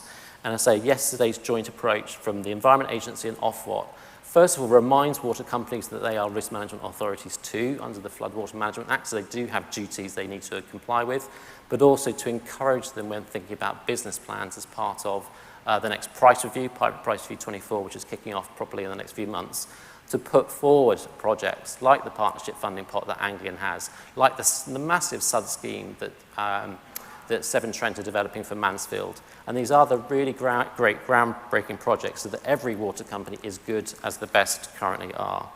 So just to kind of finalise, I suppose, I joined the water sector because I saw that water companies were one of the few organisations out there that have got the kind of financial means, the scale, and the skills to be able to make a difference in the climate change challenge. But they need funding too. So do make sure that when we deliver the strategy, when we are thinking about developing business plans, so water companies developing business plans for PR24, make sure that everyone in the room is helping water companies evidence the work that they could do on your behalf, but still needs to get over that bar that Ofwat will set. So that's, I guess, a call, there's an opportunity, and that will play out over the next kind of 6 to 12 months. So thank you. Brilliant, thank you, thank you. Daniel had a lot of territory to cover there, and you did it very well, thank you. I'm going to suggest we go straight to some questions. So I'll see what's coming up on the app, on our screen. Immediate question, Mike Wilson. So what in your view can be done to make partnership working and partnership funding easier across UK infrastructure providers? It's a really great question, and it's one that was asked earlier of the Minister as well. I think the challenge here is just, it comes back to that point around alignment and being able to demonstrate the alignment between different organisations' objectives. So most of the schemes that I've spoke about are funded through our programme of designated funds, which is money for activity that's is aligned with our objectives, so is aligned with the strategic road network, but is beyond it as well. And I think that the way that we can, and working with the EA in that space as well, is by actually demonstrate the alignment between those funds in particular, but also the other sources of funding to enable that partnership working, because actually it's much easier for an organisation like ours to fund projects when we understand how those projects align with our wider objectives. So our objective is about ensuring people can get from A to B, but actually providing resilience and flood resilience in that is core business for us. And therefore, actually by demonstrating that alignment, it becomes much easier for us to be able to fund projects. Yeah, it's a really interesting point, and it's clearly come up repeatedly, this point about trying to stacking benefits, isn't it? Sometimes it's referred to, but the fact that all of us will have goals and objectives for our programmes of work, but we're all in the business of finding multiple benefits and being able to try and find those win-wins, which we're absolutely doing with National Highways. Should we go on to another question on the app, and then I might come to the audience after that. So you talked about the importance of partnership working. How can we ensure local authorities are able to ensure local authorities are able to prioritise work on climate adaptation and resilience to flooding, where there is limited resource and funding, and often more immediate challenges. So I think this is the challenge of how do you think about resilience and adaptation in the longer term when there may be more immediate challenges. Adrian, do you want to come to that? Because I imagine that's a point that local authorities in your committee make to you quite a lot. Yeah, absolutely, very much. So there is, you all know, there's a real commitment to the climate crisis in the vast majority of local authorities, and they've published their own position statements on what they're going to do. So I think the first point actually is for all of us to try and get resilience into that conversation, as well as the low carbon piece, because that does then start to open up some of the funding opportunities that come from the national strategies that have been talked about today. So I think that's the first thing. And then the second related point actually is about aligning local, regional, national priorities, because there's not going to be specific money unless you choose to put your levelling up funds into climate emergency. You might, but I suspect they're oversubscribed many times. So actually aligning those local plans to the action that's being taken both regionally and nationally is where the money will come from. Dermot, did you want to reflect Just on that? briefly, one area where this is very key also is in planning and the capacity building with planners to take into climate change and in accommodate decision making. So we've been partnering with the TCPA to help do some of that capacity building. So I think we can also take a partnership approach to some of those things. And everything we've been talking about up to a point, if we don't get planning right, if we keep building more houses in the wrong places, it'll all be for naught. But that's one example of a partnership, and I think we could look for other areas where we could do it piece by piece.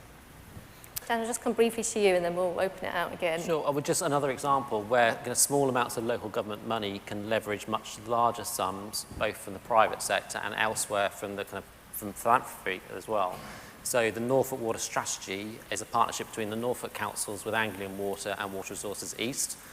Norfolk Council's put in some green recovery money, Anglian Water's put in a few thousands, and that's already leveraged about £800,000 worth of money from the Nature Conservancy, so an international NGO, in order to, and actually finish dishwasher tablets through the World Wildlife Foundation, also funding the project, in order to invest in nature-based solutions across Norfolk to resolve water scarcity challenges.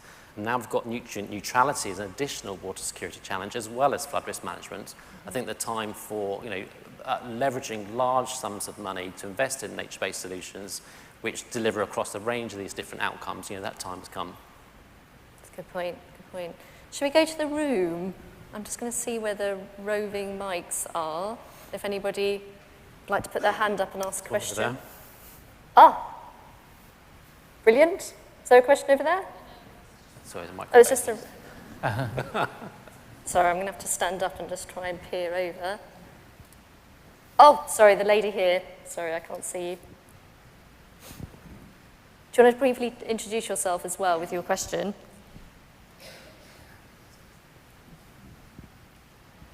Hello. Thank you. Really interesting to hear from everyone. My name's Karina. I'm from the Environment Agency. It's clear just from this panel how many different organisations are involved in flood risk management and everything.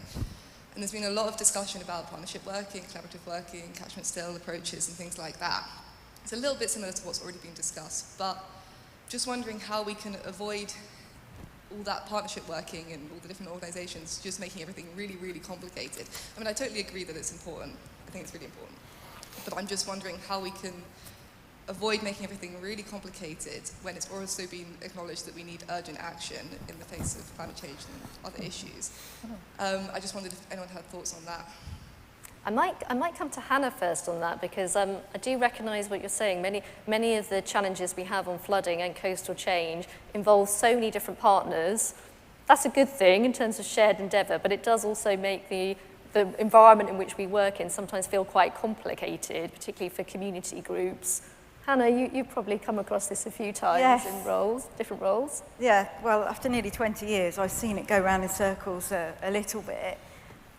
I mean, I would say that having worked for large organisations in the past, that sometimes I had, when I was working in local government, I was closer to my equivalents in other councils than I was to other departments within the authority I worked in. So just because everyone is within one organisation, it doesn't necessarily mean that there isn't a large amount of internal partnership working and alignment that needs to happen. And I saw that when delivering the lead local flood authority function.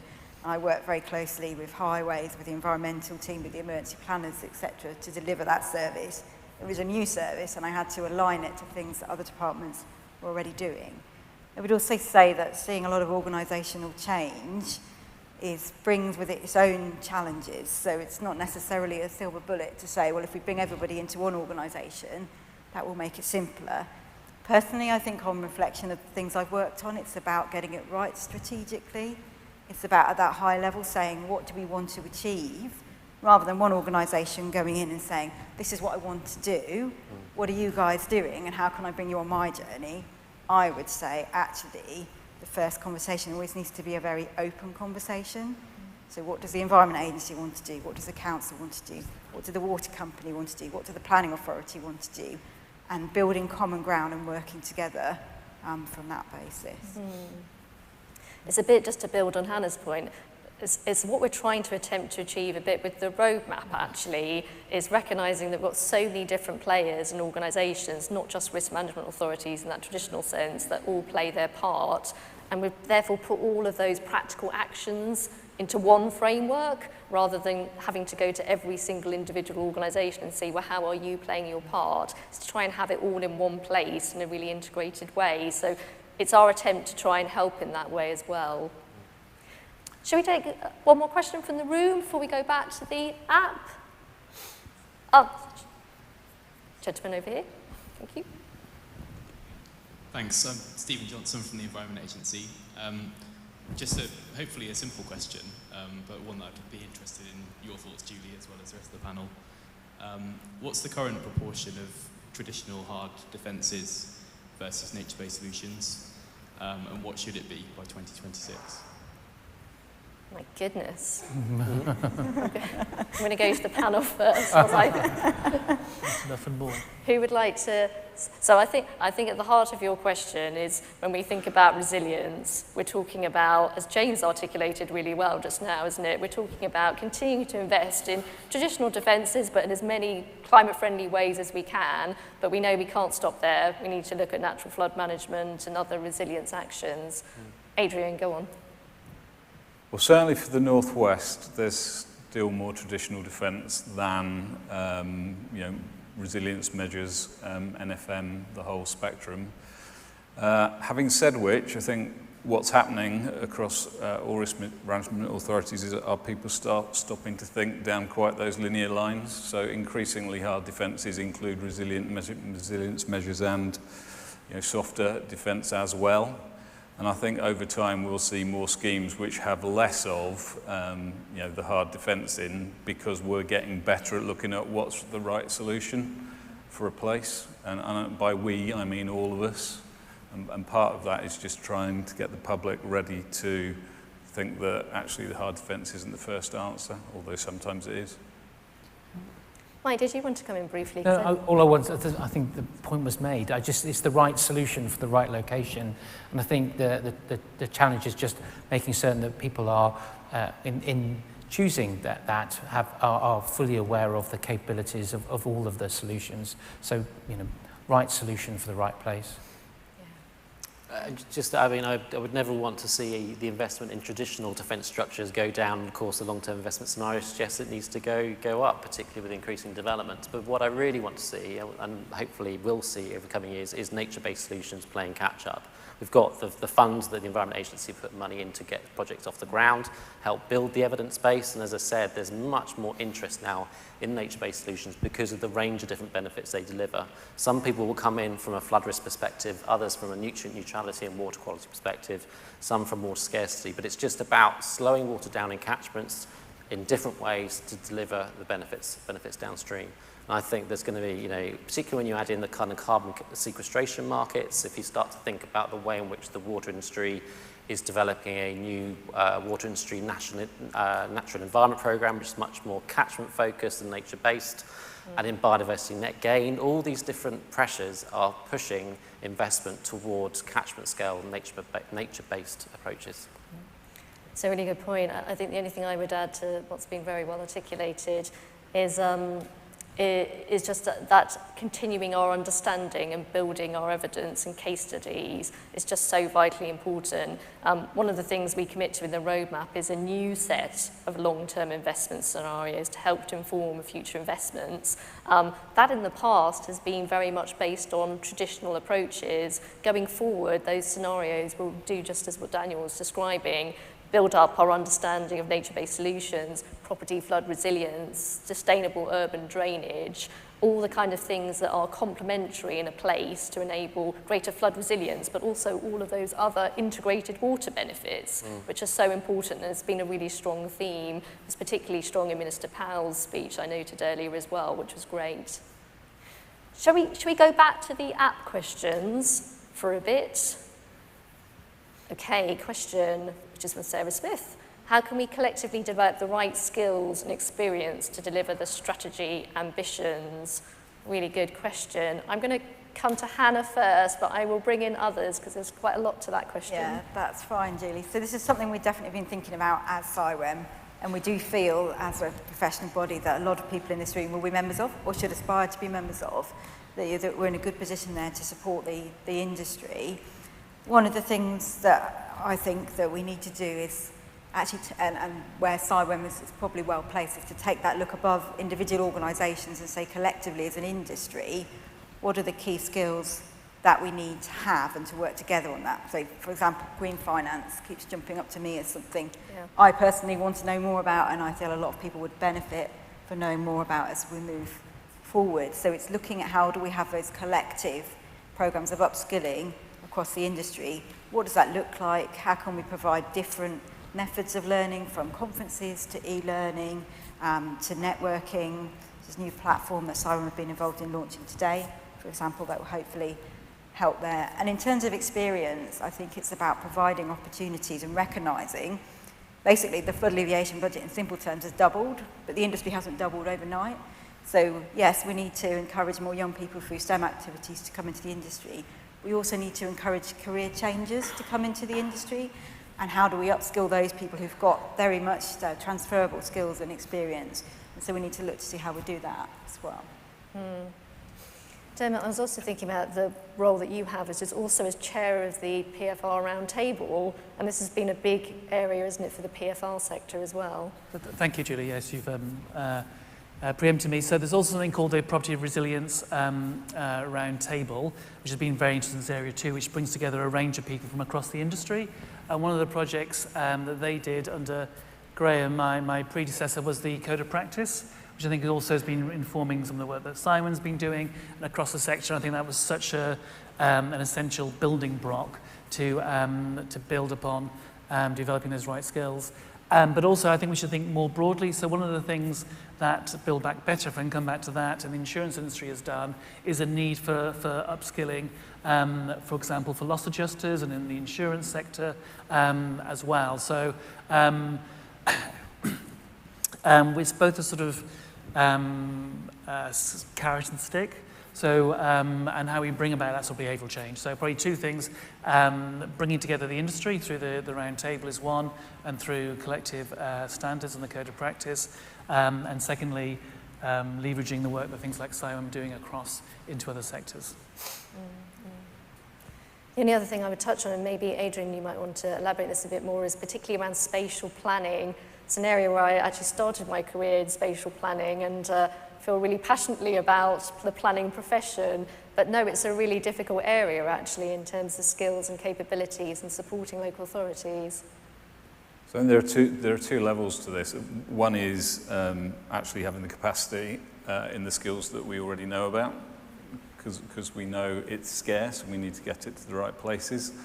And then I think the second part of that is actually, collectively, we probably know what the right skills are across the whole spectrum. So, for example, we've talked a lot about the coast this morning and adaptation. There's going to be far more need for the sorts of work the National Flood Forum and others do around engaging communities and having those sorts of conversations. But I think we know in the room it's about trying to do what the roadmap does and collect that intelligence together and codify it. So I think we could all come up with gaps, but I think probably everyone knows we just need to bring it together and then do something about it. Yeah. Should we go to another question on the app, and then I might go back out to the floor? Oh my goodness, that was a long question, which is from Laura. So it is brilliant to hear that National Highways are really taking on board the challenges flood risk brings to the strategic road network. How confident is the panel that this important work is also being delivered by local highway authorities where it's needed on local key routes? And how joined up is the funding from the Department of Transport with DEFRA to help make this happen? Mike, I'm going to turn to you for help on this one. So I'm glad it's brilliant. I suppose that our challenge is that nobody starts or ends their journey on the strategic road network. And therefore, if we care about people's journeys, which we do, then we have to care about what happens when people leave our network. So we engage with local highway authorities through organisations like ADEPT. By the way, I'm new to this family today, and I always thought there were a lot of acronyms in highways, to be quite honest, but there are an awful lot of acronyms in flood and coast as well. So through organisations like ADEPT, and how we set standards, but also how we work together in that space. But it's a similar question to the one that was made before about actually investment and how do you invest in the future when you can't keep the roads open today, and you've got potholes on your network and those need to be filled. And I think the challenge is actually about how you take opportunities, about when you do invest, how you actually ensure that through the application of standards that what you're investing in is resilience. And it's an approach that we've been taking for many years, building drains bigger than they need to be. For today, actually, the incremental cost is small, but the incremental benefit is large. So it's about taking the opportunities where they are, but also, and it comes back to the partnership working, about really understanding what priorities are. So if you only have a small amount of money, what are the key things to invest in? So really good, thank you, Mike. It's a really good point about infrastructure resilience more generally. It's quite a key feature of the roadmap and the actions we're taking forward, actually just recognising that whenever it floods, of course, we have flooded homes very sadly, but we also have flooded GP centres, flooded telecoms, flooded water power treatment plants, flooded roads, whether they're strategic ones or local ones, all of which causes immense amounts of disruption and damage to people's everyday lives. And all of that is part of enabling, all of it needs to be considered when we think about flood resilience. Shall we go on to one more question on the app and then I'll come back out? This question from Alex. Are there any proposals to extend Flood-Re and build back better to commercial premises? No. Would you like to elaborate more? I can explain the background. So the criteria for being eligible for Flood-Re were set by Parliament and set in the regulations, as opposed to by Flood-Re itself. So I can explain the reasoning by that, which I think is very sound reasoning. So Flood-Re is essentially a cross-subsidy from those at low risk of flooding to those at high risk. So my mother, as an example, who lives on a nice hill, pays a little bit more in home insurance, which is then used to cap the insurance for those at high risk. And clearly there has to be there's only a certain degree of that subsidy can be to be acceptable, which currently it is. But it's accepted principles that citizens and people will have that cross-subsidy. So if you extended that to businesses, I don't think the model works. And I don't think my mother would be very happy about subsidising the Tesco Extra that's built in the out-of-town shopping area. Secondly, the other way is if you did a different scheme, if you applied it to a cross-subsidy for businesses, also that doesn't particularly work either. So you might have, for example, would be the Riverview Cafe or the Riverview Bistro on the lakeside of a nice loch, somewhere that charges a premium for their gorgeous views, but is more at risk of flooding, would be subsidised by the Workers' Cafe, which is on the exit slip road from the motorway further up the hill. Would that sort of cross-subsidy be fair? I don't think it would. So although it seems tempting, the unique model of Flood-Re is really about a social contract, if you like, which I think works. But also what the ABI would say, if they were here, would be that there is insurance available for commercial properties. Whether that's affordable is a bit more debatable, but there isn't a market failure in the provision of commercial insurance. So, and just finally, why the answer is a short no, is built into the Flood-Re scheme. There's a 5-yearly review, which we pretentiously called our quinquennial review, which looks at all these issues. The first one of those has just concluded very recently, and that wasn't an issue, so the next opportunity would be another 5 years away. Okay, thank you. Thank you. I hope that helps, Alex. Shall we go back out? See if there's anybody who is brave enough to put your hand up. Aha! I can see there is a hand there. Do you want to introduce yourself, please, and ask your question? Thank you. Hi, thank you very much. I forgot my phone left outside, so I ask question this way. And my question is related to accountability. Particularly, there are so many houses need to be built across the country. Now, as local authority or as developer, I would like to ask you this question. What do you think their roles, responsibilities, and particularly how accountable they are to the new build then be flooded, soon afterwards, or a few years afterwards?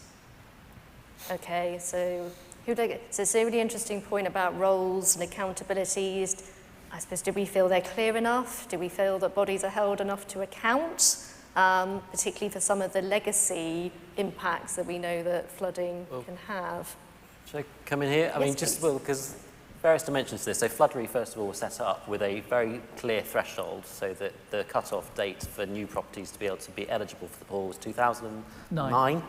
And that's because by that point, planning policy was in place in order to make sure that homes should not be built in areas which are themselves liable to flood risk. Yeah, okay. But actually, I've come across in 10, 15 years or so in this sector, very few properties themselves built recently that have themselves flooded. The pressure really is about those new properties being built in the floodplain and causing additional pressure for drainage and kind of particularly surface and combined sewer networks.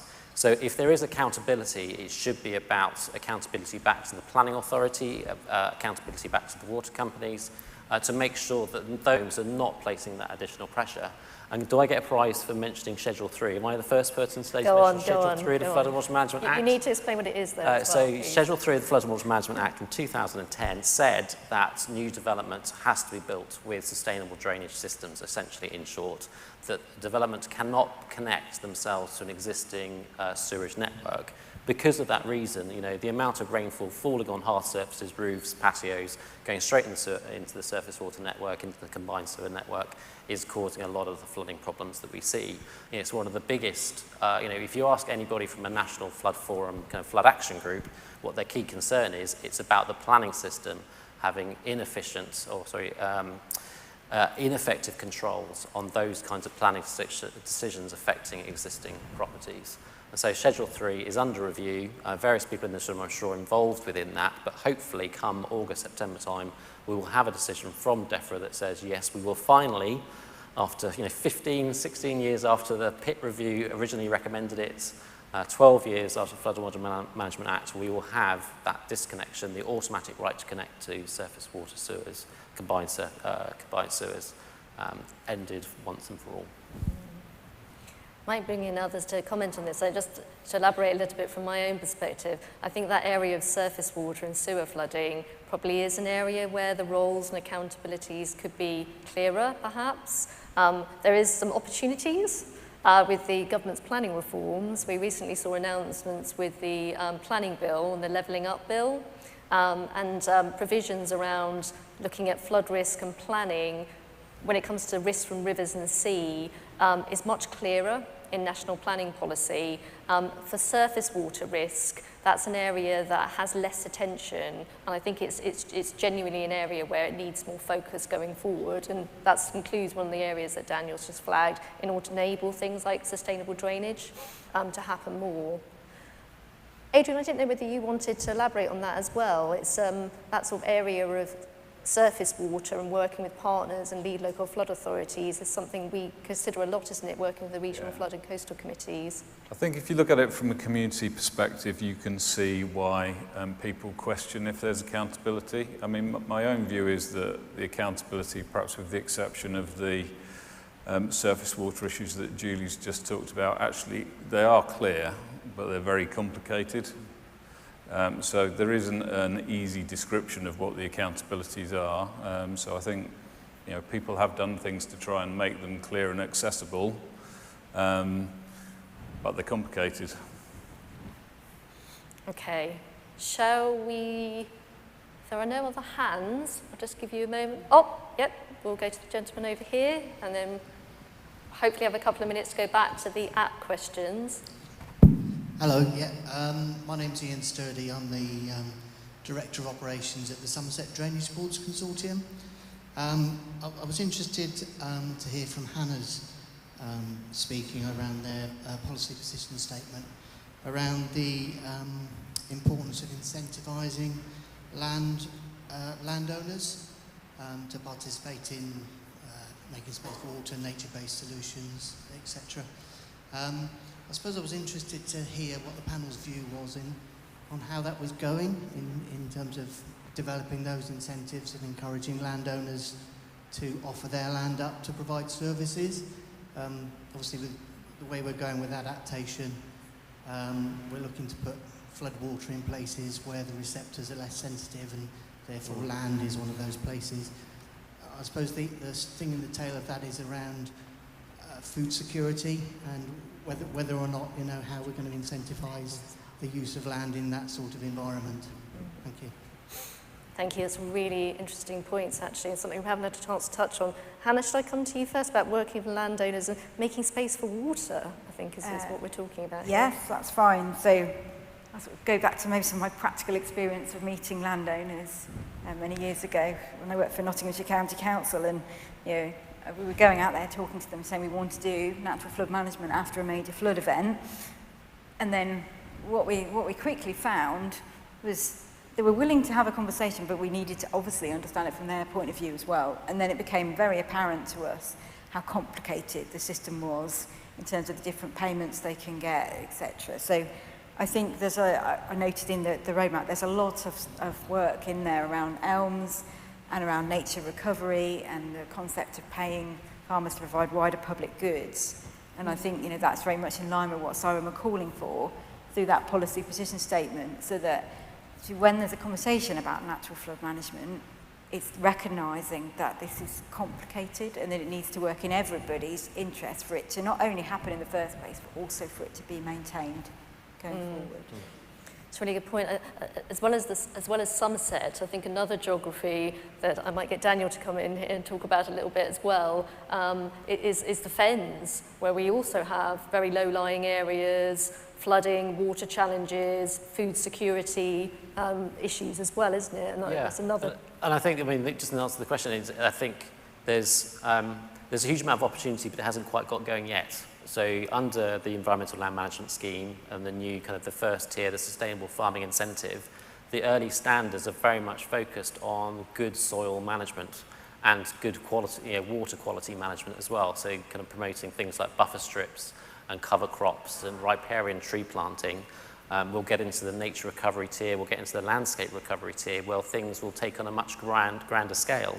And just one example of that in our region within Norfolk is the Wendling Beck project, which is again is a kind of collaboration between Anglian Water, the Nature Conservancy, the councils, some NGOs, the Rivers Trust, where they are taking at least some land out of production in order to create more space for nature, more space for water.